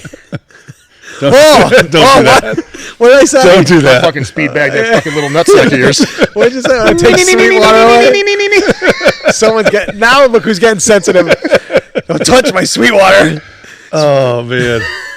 The irony of this being called Sweetwater is not lost on me. Hysterical. I got a text from Joey during the podcast, and he's like, I'm fucking dying. The fact that you could drink that without like your eyes crossing and your corners you know of why? your mouth Because turning I've used protein powder, and not the shit that's going on today. I used weight gainer and protein powder in the early 90s. Oh, okay. So That you're you used think to that foul stuff? Yeah. Oh, like metrics. No, that was the good stuff. Metrics was the metrics was. Dude, you think that my parents could afford metrics? I had my weight gainer powder. I had to use a can opener. Yeah, it was like a big tub. And I will say this: I went from 160 to 180 my sophomore year using three of those a day. So I'd eat a regular meal. Yeah, and then I would down one of those things with whole milk. And we didn't have a scale in the house. Right. I never weighed myself. So like about a month later, I happened to see a scale, and I stepped on, and I couldn't fucking believe it. 160 to 180, I had no idea. I didn't look any different. At least I didn't think so. But I wasn't like fat. I just obviously it was the calories and all that other stuff. Yeah. But I don't know if I probably tried to use metrics when I was, or something like that. Maybe once or twice. I'd buy like a 20 pack and I'd take it twice, and I just wouldn't care. So I think my wife does all my shit, so I think I take a vitamin D. Yeah. But I get so much sun as it is. Like I'm dark. And then what do you call that stuff for your stomach? Probiotics. Yeah, something like I eat yogurt. probiotic. Yeah. So I just I don't take anything. I don't know. Maybe if I was playing football, I would take creatine. Yeah. I definitely would. I always felt better. I know if I do creatine, I put on like 4 or 5 pounds over the course of and then 4 or 5 pounds in the course of football over 4 years. Let's say that's all you gained. That's 16 pounds, 20 pounds. That's a huge. Some of our kids. We had a kid who plays 3 sports, gained 40 pounds this offseason. Jeez, wow, that's impressive. Well, their bodies are chemistry sets at that age. Yeah, it's amazing. But still to do it with all the three sports, and it's so to have that ability again. You never had. Well, that ability. I did. You were very Marfan. Listen. From Marfonia. What does that mean? His knees bend backwards. He sits like an ostrich. I'm going to power right through this. It's one of the things. All his joints go in the opposite direction. People ask me what Marfans is. I still have no idea. All I know is Juliet brought reality to it. She goes, that'll probably kill him early one day. I'm like, why do we have to go there? That's the mother. Yeah, since she had James, everything is like, I'm so scared of her. That could kill him. Well, she's so scared to die because she doesn't want to leave him with me. She's like, you just don't do anything. No, that's why you have to go first. Yeah. Odds are good. She's gonna live. She's so healthy. Holy shit. Unbelievably healthy. Well, that's one of my goals now. Is I just actually because I have hobbies and I have things I like to do. I'd like to enjoy them. I'm gonna retire in a few years and still be able to do stuff. So. Yeah, I can't wait to see my kid. I saw Mason play. I told you tell you, yeah. And that's. I don't even think about that shit. Like my mom and dad are at the point in their life where all their friends are dying, and they're in their 70s now. And my parents are still kicking ass. Yeah, they're going. This is the second time they've gone to Europe this year and are biking across a couple countries. and they always do these crazy things. So they're So it's funny because I don't even I don't get worried about them. Right. Maybe I should, but they're so fucking healthy. It's unbelievable. Well, they're doing what the body's meant to do. Yeah. They're staying and they're always wait, together. their metabolism, they're in their 70s. Hasn't it slowed down? Or Yeah. no, I'm saying everybody wants to. You get older, your metabolism. No, you stop your moving. fat ass slows down. Yeah. You stop moving. But I'll call my dad and he'll be riding his bike. He's like, "Yeah, mile 18." I'm like, "Dad, you're riding on the fucking road. Don't talk to me." 74 years old. I'm okay. Yeah. It's fine. Yeah. Now we know where you got it If from. he dies, he dies. Yeah. So. Yeah. Well, my mom's the same way. She's 74. I got to go feed the horse. My sister and her have 17 horses. Got to go to your sister's and I got to bring them hay. And I'm like, "Ma, the horses are fine. It's grass." "Well, the grass isn't great." I'm like, "Ma, Katie's got 16 acres. There's about plenty grass, of man. freaking grass." Go, Mom. Mom's all excited. She's on CBD oil now. Nice. She goes, "Have you ever heard of this the CBD, the marijuana?" I'm like, CMB. Are you doing the pot? I did. And she's like, "Aunt Bonnie and Jim are doing it, and it feels great." My mom's got a bad back. Yeah. I'm like, "Good for you, Ma. You From- told me you never from you smoked when being- you were in college." From you being such a burden terror all those years. No doubt. No doubt. Having to pick Rhodes up. Oh, my little Murphy. All his joints are hanging over the edge of her arms. Always in casts. He's 7 feet tall. She's carrying him into the house, put him in bed, Puts him in the chair that goes up the stairs. and she's got to run up and get him out of the chair, brush his teeth. I fucking I was going to hate go you guys. somewhere really bad right now, but I decided I'm going to We be... stop. No, go ahead. No, I'm going to talk about No. My dad's 80 and he uses his Total Gym. He does the Chuck Norris gym. Yeah. I Nice. like, that's awesome. Hell Yep. yeah. Yep. The body's made to move. You move, man. Yeah. Yeah, they do like the pullover thing. Yeah. Flies. I like when they're like, "This really gets the triceps."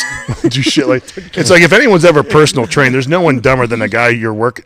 I remember someone was doing tricep extensions. Like, "I really feel this in my calf." I'm like, "Yeah." I stopped caring. Like, yeah, that's where you feel. That's Great calf exercise. Keep it up. Yeah, because they were You're doing on their great. toes a little bit. Like, oh, here it is. Like Chubbs. Chubbs Peterson. That's Yeah. beautiful. Yeah, beautiful. It's all in the hips. All in the hips. I hit that on some of the athletes today, teaching them the hang clean. None of them knew what I was talking Oh, yeah. about. Old movie references are dead. None of them knew. That is But they say that's the best movie of all time. What? Happy Gilmore. Oh, we watched The Hangover. Me and Oh, my Mason God, watched it's The a funny Hangover. It's movie. good. Fantastic. It's a good movie. It holds up well. I found 10 babies 10 before. years old now, actually. What's that? Yeah. Hangover's 10 years old. The first one is that. The second one is And there's what, is that 9 a of magic them? trick? Yeah. I don't know. There's, I like them all. I don't think I've maybe seen part of the second one. I don't care. it's Second the one- same movie. the second and it's one was pretty awesome. good. The third It's- one Yeah, was. it takes a big dump. That's all right. All I know is Ghostbusters is. I know that's your holds up. favorite. Holy shit, is that fun? Oh my god! And you watch, like we watched it with subtitles because I can't hear very well, and you were like, it kind of got annoying. But what ended up happening? Like you end up like, oh, Catching they're things. yeah, I catch things that you're absolutely right. I caught things I didn't catch before. get away. So we'll do that. We'll watch a copious amounts of television. We'll talk about training. We'll talk about fighting. Yeah. Jim and I will dive off into Yeah, football. you guys. We'll go off I into like football, no but you guys doubt. are college. I've never followed college because you play college. I know the pro game's terrible, but it's what I know. Just pick a team that's good now, like Clemson or Alabama, and follow them. I just like And then watching whoever's Alabama good- lose. That just makes me happy because I know you and Karsten love them. It brings me such joy. I root against them. You know what the thing I love about them? So happy to watch them lose. It's one of the reasons I like the Patriots. They've been so good for so long, and it's really hard to stay on top year after year after decade. So I like dynasties. I don't really like underdogs. Here's the crazy thing: is if you think about since they started doing the playoff system, how many games has Alabama played per year? Because they've when they played go to in- the SEC championship, then they go to the games. It's unbelievable. Yeah, it's it used to 14 be- or 15 games now they play. Yeah, it's unbelievable to. It's almost a pro season now. Those kids. Yep. And you know, And it's about safety. yeah, yeah, they're trying to now add 2 more games to the NFL. no season. CTE here. And they're going on about player safety. It's like it's well, about the money. You Yeah, freaking it's always morons. about the money. Yeah. Even it's funny because I was talking to Mason about this. I said, I was right probably at the end of the time when college football was still a game. It was still a business. Right. But not like it is But now. not. He's like You call it he a said game. when we he call was it a business. he I'm not going to say who, but someone at the Manning camp, someone who was a big-time quarterback, said the same thing to him. And he said that's the difference between when I played and when you played. When I played, it was still a game. You could still, it was – Right. I'm not saying it wasn't A big, business, right. but it is a completely different animal now. Well, we kind of finished when the fancy the sponsors, the big Nike sponsors, and they kind of started. That became more of a big deal. Yeah. And like now, like if you're a Nike school or an Under Armour school, like if you're not wearing like, you remember how we used to tape our cleats? Yeah. Did you ever hear this story? No. So the Nike and They send a teams rep now. to every game. Yeah, and you have and they mark every infraction that the players have with their uniform, and then hand it in to you, and you have to correct that. Oh, it's exhausting. So, like, So if you sprain your ankle and you what do you call it? spat. Spat You have your to tape your shoes. shoe. Then that's a check, and you have to fix that. what do you have to draw a swoosh on the No, tape? you can't put the Yeah. tape on the shoe. There's all kinds of weird things. So like if you notice, Yeah. Nike will put swooshes, and Under Armour does it too. They put the logo up near the toe, Okay. so that if a kid has to get taped, their logo But shows. they would and go- you can get in trouble. Yeah, Like if you come into my weight room and I'm wearing Adidas socks or Nike socks, we can get fined. Really? Yeah, because we're an Under Armour school, they and check I it? get it. I get the business side of it, but it wasn't like that when we played. It was just I mean they did it, but it's not like it is today. Who does the underpants checks? head strength coach. Some guy named Rufus. Come here, boy. Snap. Rufus Rhodes. Yeah, it's right. It was Rhodes and like the glasses in the nose. like You know what I'm talking about? The Like my, Looks nothing like him. the wig that's like sideways. You've seen my new glasses, Jim, right? Wait, have you seen That's his what glasses? Dude, they're bad. Imagine about this thick. You can't wear them outside. No. He set fire to everything. But he Yeah, turned around it's- and looked at me. I'm like, dude, don't do that. It's bad. Literally, all alone, like 2 a.m, we're watching something. He turns around. I'm like, dude, come on, man. Wait, he's gonna drive me back to the airport on Sunday. No, I wear them so I don't have to wear contacts all He's the gonna have a time. windshield.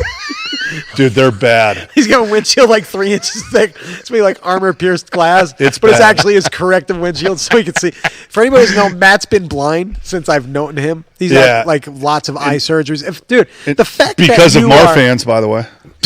That's why. Mar fans. Yeah. Suck it. Why so Mar fans? Got a fucking sailor came in his eye. Fuck you, Fleet Week. Fleet Week. That's what I wanted to say. Snoop a loop. Bring your friend. Bring your green hat. Is Popeye's open? We're streaking through the Streaking. Oh, my God. All right. We got one more lifting question here if you guys want. Yep. So you guys were all former multiply lifters. Why do you guys feel the multiplies kind of died in popularity? Heavily, obviously. Any thoughts on that? I think everything comes in waves. It's like technology. It's cyclical, right? Do you think it'll come back? I also think, All right, go ahead. that Go ahead, people don't have the commitment to get good at it. You're in. If you're not good in a meet or two, people get out of it. And no one's got a commitment to it anymore. It's whatever fad they're into. And I think that's part of it. You can't just do that for a year. Like you got to. It's a skill. So I think there's the trend of just raw gets popular. The gear got real big. People kind of got sick of it. It died out. And then I think people now don't have the commitment. And here's another thing. It looks stupid. I mean, the squats. First of all, the problem when they got thrown off the main stage at the Arnold, because not only were people not getting lifts, they weren't touching. That's something that The average person, and then Average people pe- wonder why powerlifting's not on like- TV. And then when you got a squat, and to the day I still see it. You're seeing quarter squats. Yeah. And they're all excited. I'm like, come on, man. I mean, listen, we all know we want to kind of. What was the saying? Like, you never wanted 3 white lights. No. Three white You don't want flags. to work that hard. You know, listen, my lockouts were not fantastic. I'll be the first to admit it. It's like, yep, that's it. This is what I got. I'm holding it there, and if you give it to me, you give it to me, and if you don't, you don't. So, for me to rip on lifting, but it's an embarrassment. That if people now, I watched Gene Richlack when he did 1,000 pounds with a suit on squat. Yeah. It was amazing. Yeah. Banged out parallel, came back up, but now, I mean, it really is. And I love geared lifting. It's harder. It was cool for the sport. It brought the fringe aspect. It's really where the freaks were. Yeah. And it was fun. There was an edge to it. There's a danger to it. But it's all the investment. People don't want to invest their time like we did. And I think raw lifting is easier. As far as the training. The training's easier. Yeah. It's easier on your body. Some people say the gear saves your body. The gear ruined my body. The original gear probably saved you. The original that add 20 pounds to your bench, sure, but not the one that adds 400 or whatever. Yeah. And and that's why I'm not excited to see it. If they were going to hold them to a standard, I would, and I have a lot of friends who are, people who I follow who are going to be out there, and they'll be pissed at me for saying it. But if they were held to a standard, I'd be more interested in watching it. When I have to sit there, and again, my lifts, I'm not saying are above, reproach, but they're quarter squats. They're quarter squats, and nobody's touching benches, and I could touch this off of boards. Yeah. I have no idea why it's. I am when I was done. Yeah. So see, I still follow it. Yeah, I'm not a good enough. How do I put this? I can't train the kids, right, and be interested in anything else other than I'm not talented enough or smart enough. Like some people, like they're a diet coach and a lifting coach and a sprint coach and a MMA coach. I can only do one. They're probably not very good at any one of them. Yeah, but for the most part. Yeah, I'm just saying, like I can't. I don't know, and I'm not. That's not something I can really comment on with any kind of authority. Really not. It hasn't stopped you on much else. Yeah. No, I'm kidding.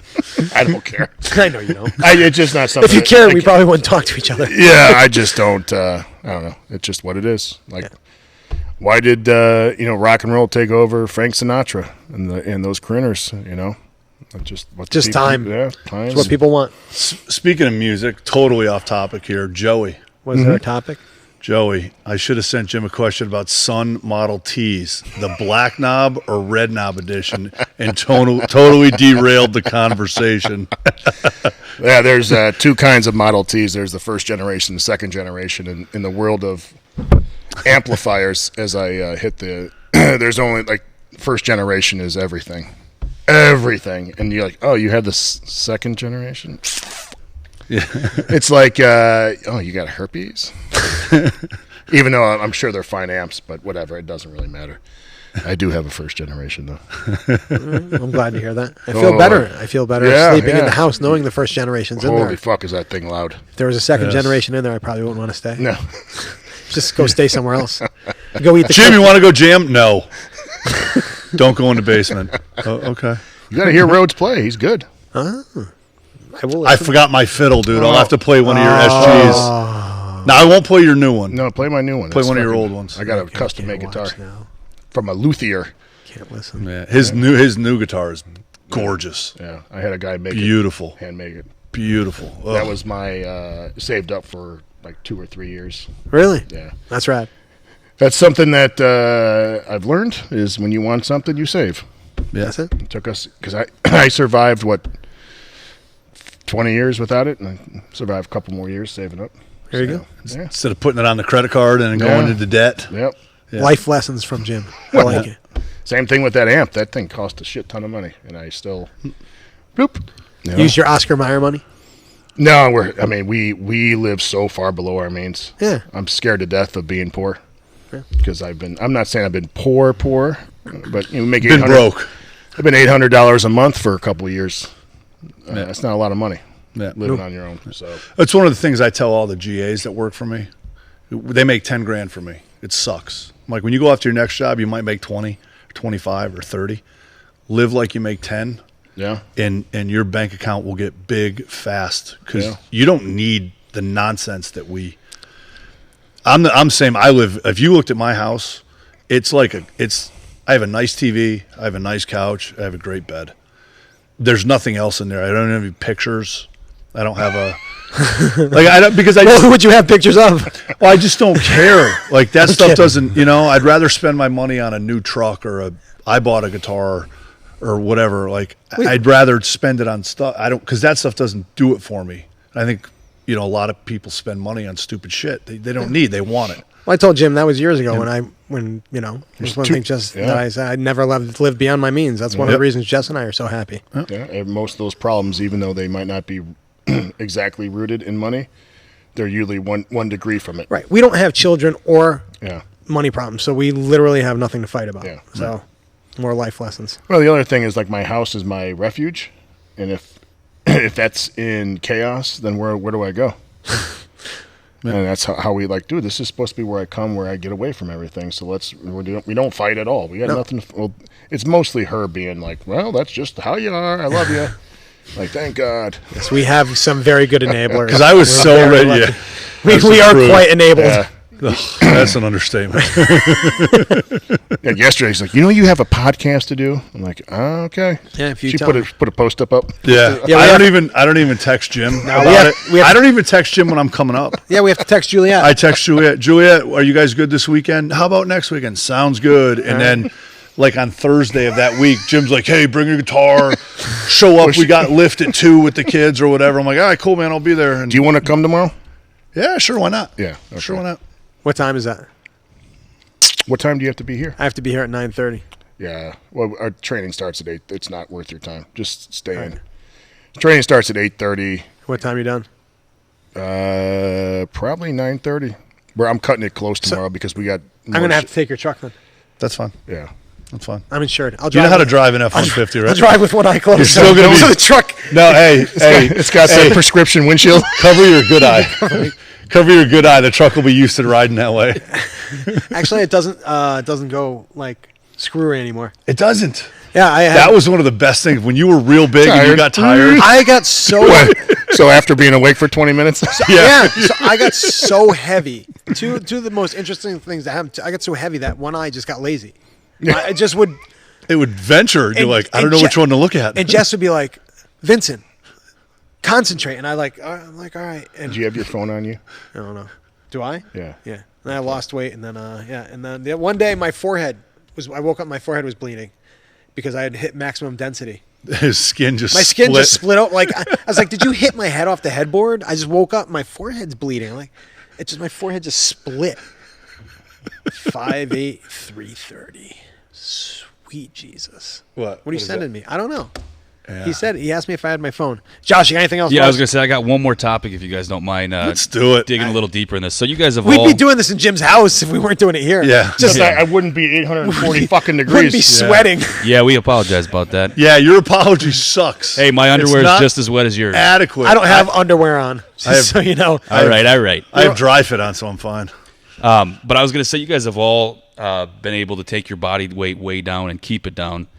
I was wondering if you guys could give any more advice and talk a little bit more. Like Vincent, you said you were in 4 weight classes in 1 year. Yeah. So if you wanted to kind of explain that a little bit more.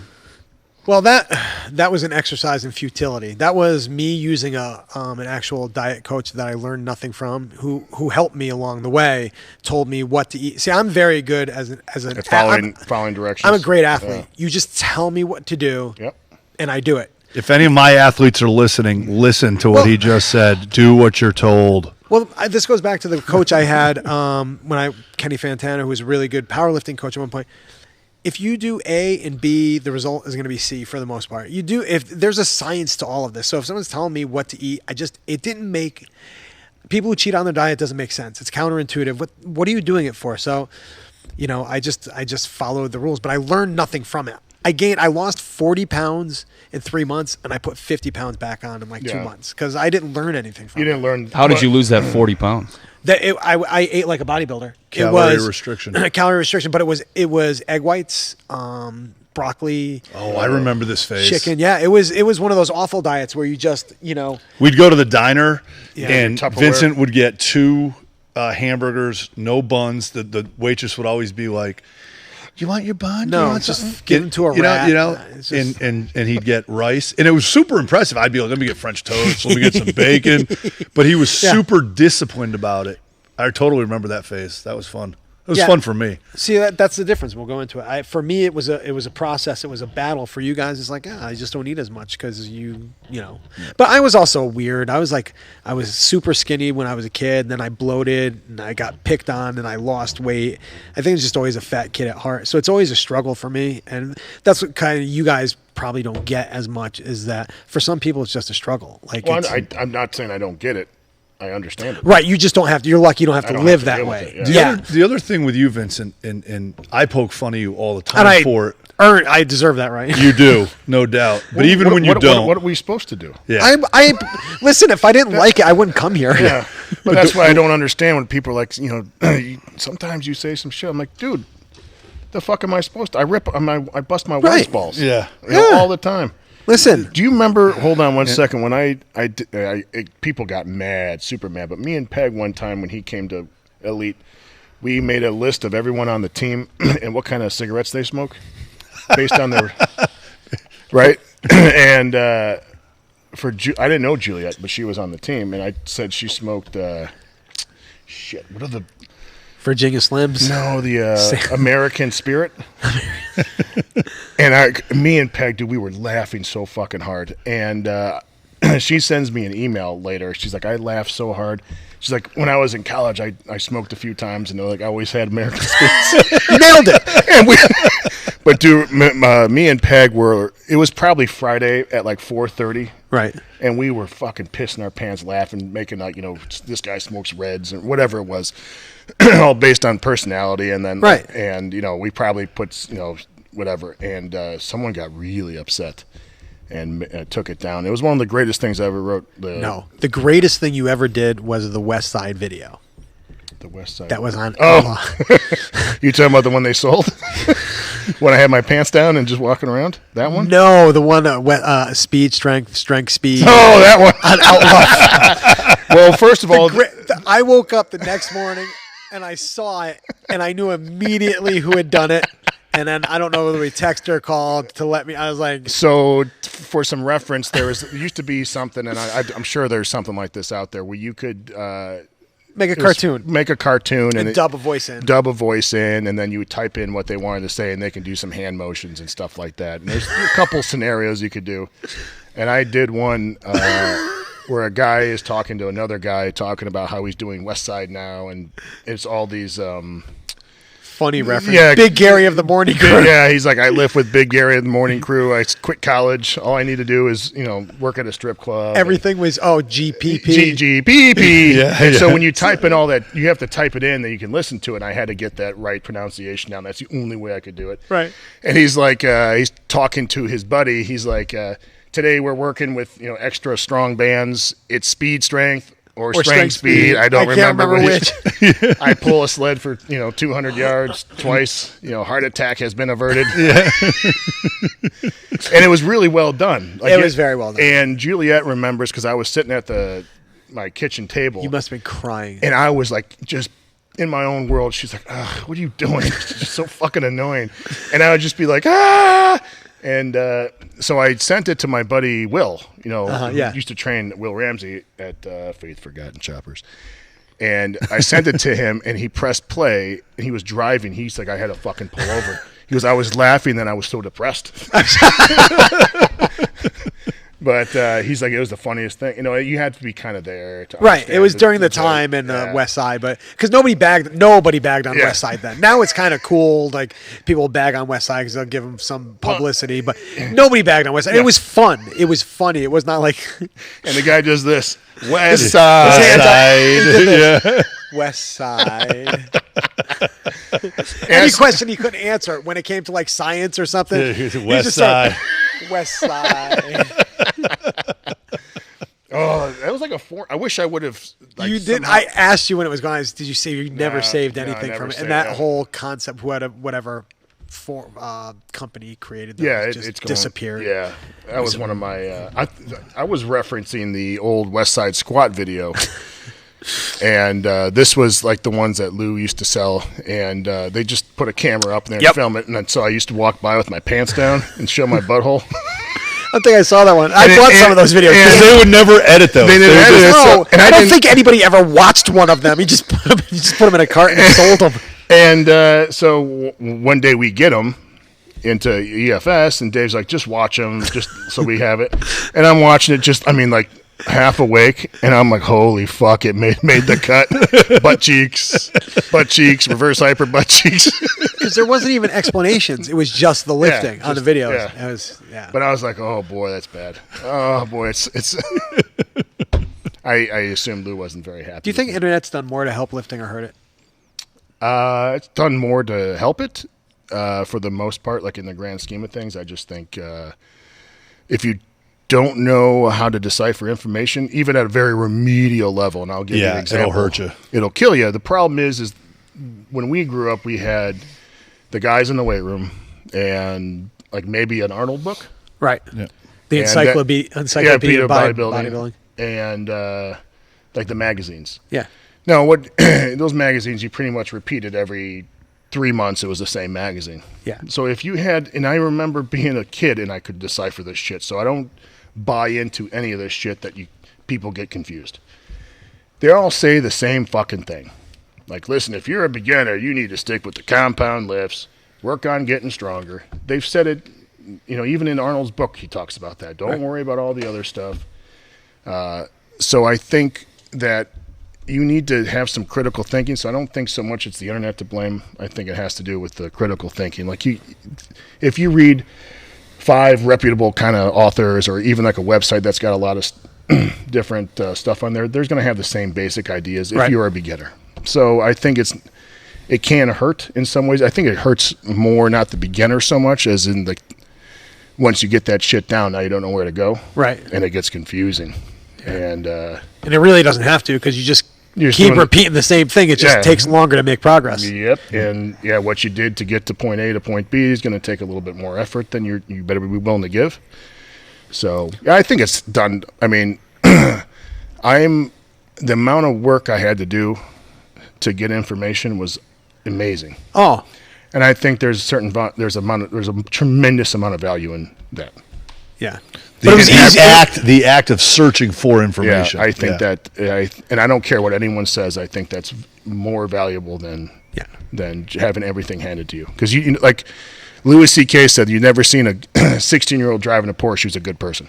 If you get everything handed to you, it's just you don't value it, and you just kind of shrug it off. And nowadays, you can contact anyone you want, and then if you're a dick, if you don't, Yeah. I sent Johnny Depp a question about Pirates of the Caribbean. He didn't answer. He's a fucking asshole. It's like, do you think Stephen King takes requests? So it's just, so, I mean, you have access to a ton of stuff, and I think people take it way for granted a little bit. Mm-hmm. And I'm glad. We're like the last generation to grow up, like, fully. Right. To get, into our prime of our lifting career, really, without the internet. Yeah. Well, for me, it was I found Vincent. Yeah. And learned that way. I really think there's a change in the guard. Whether that's good or bad, it doesn't really matter. It's just what it is. Yeah. There needs to be like a Snopes for lifting. Yeah. Is this reputable? Yeah. Just a word of caution. Just because it's an article doesn't mean it's right. Yeah. It's on the. I said it's like it's on the internet. It must be true. So I just like you said. Do you think the same thing or something reasonable? I just posed it to you because it was out there. I honestly, it was probably simpler, and the information really hasn't changed that much. So, it hasn't changed at all. It hasn't changed since the 1900s. So I think it was probably the early 1900s. I think it was almost kind of better. You kind of learned on your own. You did what you did, and you learned on your own through trial and error and what worked for you. Instead of being spoon fed. Everything. Well, that's I mean, you're getting information. That's good. It's just I don't think people have the critical for example, let's say there's a grapefruit diet and then there's the paleo or keto, whatever the fuck. People are like, well, it's right here. It's a good diet, right? It's on here. It's like really like you can't think for fucking 4 seconds and realize it's it doesn't. I talk taking a shit. Everyone needs to take a shit and think because you can figure out most of your problems. Like the answer. Really? Do you think?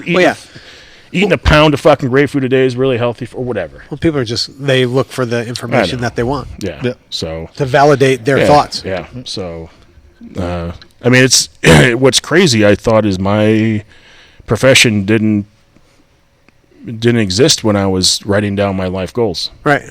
When I was 20 years old or 19 years, it's really weird to think that. That's pretty cool. So, oh well. Yeah. Is it? Yeah. We got more? I feel like it just gave birth. Oh, kind of. Yeah. Yeah, that's probably a good place. I know how my wife feels now after she gave birth. She was in labor she pushed for 8 fucking hours. Did she? Yeah, the thing is labor starts when the contractions start, and it's a little of a misnomer because that's not when you start pushing. When you start pushing, that's when the shit starts. Really. Like, Is there anybody? Do people need to be told to push? Does anybody just hold their breath? And, like, it's fucking it's not miserable happening? pushing. Well, I would imagine. So she pushed for almost 8 hours, and she looked at me. You guys know Juliet. She's like, I don't know how much more I got in me because they won't let you drink any water. Oh, really? Which is the stupidest fucking rule. I swear to God, that place. I'm not gonna talk about this. I like getting you on rants. Oh my God, some people, man, need to. You need a different kind of podcast. Just being angry. The angry. You guys should have heard the drive over here. Holy shit! You want to hear about an angry dude? The Angry Wendler podcast. From the airport to here. And then we got excited when we saw the Golden Arches. It kind of changed a little bit. We passed Popeyes to the right, and I cried a little. What did we do when we did beep the horn. I genuflected. You got fucking slapped for being a traitor. Chicken breast is mad at you. Oh man. Well, Dave, we're sorry we missed you. Is Dave gonna? Who's doing the thing with you tomorrow? Then I have no idea. That's actually me. Oh, How come you don't want to interview me? Come on in. Nah, I'm good. look at that! It's like the. Aren't you going with Jim Why tomorrow? did you ask me to the prom? Yeah, dude, don't feel. you don't give hand jobs. Don't feel bad, Josh. Don't feel bad. Go ahead, Josh. Feel I don't bad. have a lot of interesting stuff to say, anyways. You actually do. I do. I'm terribly interesting. You said that with a straight face. Congratulations. Listen, You are. I love him. You got to throw him a bone once in a while. He picks me up at the airport. We actually talk occasionally. First of all, I picked you up at the airport. I know, but it's usually the I big know. guy. It's usually the big guy. You picked me up in your fancy new ride. I felt like I thought that was Dave's car. No, Isn't Dave's like Dave's is like off-white. does he have the creamsicle anymore? slightly orange, but you're not sure. The slightly orange Cadillac. Is that how the Escalade? sun's hitting it, or what is that? You told me to bust his balls. Does Dave not like having his balls busted? Is No, he not he used to wants it? his balls busted. And that sounded weird the way I said that. He wants his balls. Oh, does he? Yanked on. Tell me how you're still employed, Josh. I never really bust Dave's balls. I don't know if I will be. Because you probably see him as the boss. I did. I mean, I still busted his balls, but not like I would bust your guys' balls. Okay. It's, there's a line. You can bust him now, though. I think we did bust him pretty good No, I don't. I on the lifting. Yeah. Well, the fuck. It's all true, though. It's I all watched true. a video of him squat the other day, and I shit you not, I watched it twice because I didn't know what happened. No, And it wasn't because of the speed. it was if that was the video because I believe he didn't warm up. By the way, Dave, your employees are laughing at us over here off camera. He made a big deal about not warming up. The weight he did on Friday for a single, he said he challenged it himself or said something he was going to come in on Sunday. So I can't break Dave's balls personally. I don't know Dave well personally. So you guys I know personally. I can only break his balls about Dude, lifting. he wore a half bench shirt. By the way, Half bench shirt. I finally have. I should have worn the sleeves. Where'd you put those fucking sleeves, dude? Listen, I finally have abs. What happened to the half shirt? Remember when we were like playing? You remember when you played football and you had pads on? You had Yeah. You had like the half shirt that you put on under I your shoulder pads. never wore that, though. Yeah, but it was a thing though, Yes, wasn't yes, it? Yes. Okay, I thought you were saying. Okay, yes. I didn't say you were wearing Yes. Now I understand. Yeah. it. It should come back. That's the If you know that's what- the corporate It should business come back. of college football. If I Trying to had make them look the like $1 billion NFL. a day, I would make those guys wear the kick-ass pants, but I give them back the old mesh jerseys and tell the NCAA go eat a fucking dick. Yes, like our old school plastic jerseys. Yeah. Those are awesome. Way more comfortable. Yeah, And you they could look fucking- cooler. You could rock the fucking treasure trail. And you got to make sure that these Yeah. kids wear the cowboy collars. That nonsense now. Yeah. Without the cowboy collars. Well, you can't move. Well, you suck anyways. Just put the cowboy You don't collar need to on. move. At least you'll look good. Like, the thing is, if they didn't want you to hit with your head, they wouldn't give you a Give you a helmet. Yeah. It's a Crown weapon. of the helmet. Yes, it's a It weapon. doesn't affect you. That's why guys are shooting themselves in the chest at 27.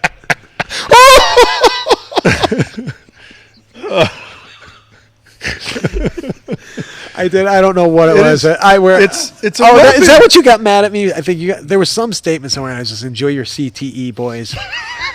I forget what context that was in, but I really laughed. I remember because I don't have CT. What? Who? Can't remember. Where's Dave? Where is Listen. Dave? He's doing. He's He's probably doing some mobility work.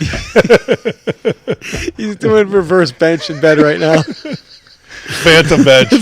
Reverse band rows. I've never seen him do anything in the gym other than a squat. He doesn't do anything. I don't think. Nothing. I used to see him on the treadmill when he was trying to lose weight. He'd be all sweating. Oh wait, I did see a deadlift. It might have been in the rack though, and he just stood there and held the bar. And they took a video.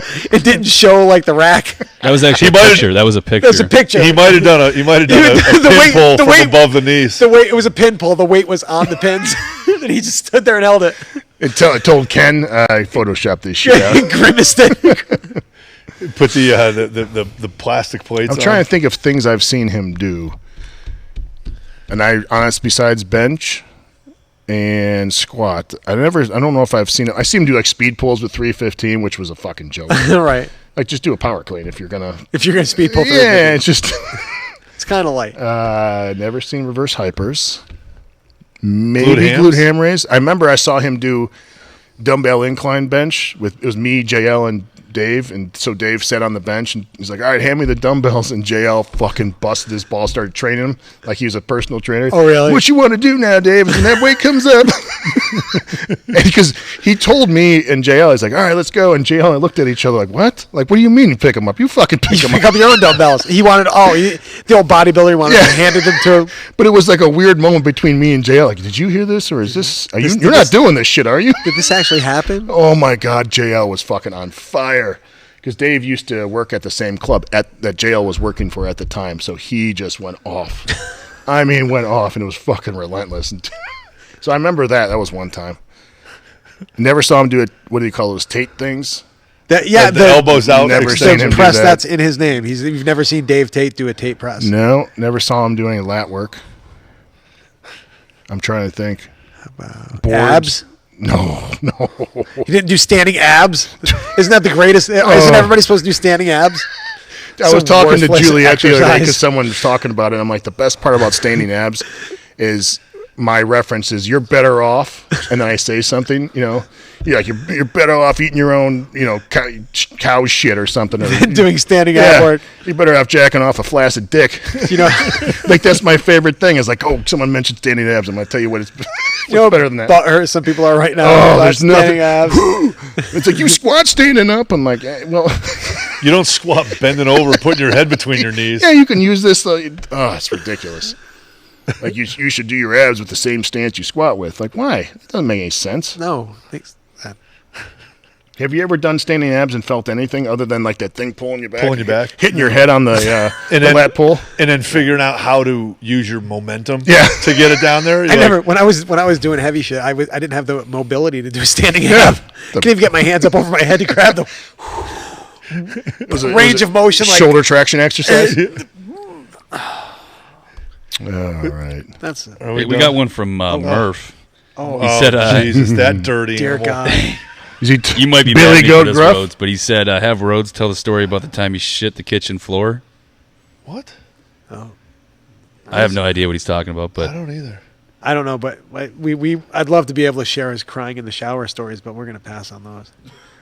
I can't talk about that. You talking about Murph crying in the shower? No, I can't talk about that. There's some of my favorite stories. I can't talk about that. I want to share. I got to share my favorite fat story though, and I wish I could embellish. I don't know what Murph's talking about, by the way. I wish I could embellish on this, but I wrote an article once, and I probably more read than anything. I did kind of like my overhead press versus my benches. Yes, but I was so inflexible that I could barely clean up after I'd go to the bathroom. This is great. I know the story. So I basically had to wedge my arm against anything. I was like an alligator. Yeah, and then you had to push into the arm. Yeah, I had to push into the arm to get my hand.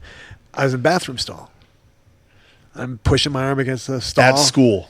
And the stall collapsed. It's like in a library scene when the Now, so I'm leaning against the stall, like sideways. It didn't fell onto the toilet, so I'm on an angle and I'm trying. Did you switch over and lean against the other partition to get to? So much of the shame in my life, but I wish I could have said at least there was someone in the stall next to me. My God! But that wasn't the case. That would have made the story. When you were shitting, did you slide your foot under the door and tap it a few times? there was no one there, like I said. Do you remember that fucking story, that senator? Yeah. I was just stretching out. My hips were tight. I was in the other stall. I was actually just in Nantucket. I was trying to find Kevin Spacey in that bar. Oh, my Nantucket. I was looking for a few bucks. What was that guy? Larry? I can't remember his name. He was a senator. Yeah. Yeah. I was just stretching out. And he goes, I use a wide stance. Fucking Louis! West Side shitting. He goes to the bathroom like Dave squats. He was shaking. Holy cow. All right. Well, Murph. I don't know what Murph's talking about. Yeah. Maybe that's a... It might be someone else. Might have been a dream of his. A fantasy. Could be a fantasy. I will tell you, Maybe he duked on his tattoos and tried to get rid of them. I did. Murph, thank you. Shout out. You gave me your jump stretch platform, which you can't buy anymore anywhere. Because I went out there. Every time we would Murph go to... always hooked us up. Every time we would take something. We had a log. We had a strongman log. I still have it. Do you? Yeah, I think it's at Cho. We took a trap bar. Or we'd bring things back in the truck, and we'd say... We'd take something else. We'd say it's really close, and then we'd forget to bring it back in. Yeah. Murph, you're a good dude. If he was here, as much as Matt gets his balls busted, Murph would, nobody. He's not fat anymore. He still wears those stupid hats, though. No, and he's still got not an ounce of muscle. Yeah. 20, 30 years of lifting, not an ounce of discernible muscle mass. Not an ounce of muscle, but he's not fat. So there's It's mostly bone and like bone and like kidneys. It's gristle. It's bone and gristle. Bone, skin, and hair. Murph, you're going to get the last word. We're going to leave off on that. So, thanks. Holy cow. I think that's We done? Yeah. Let's eat. Choppa. Thank you, guys. All right.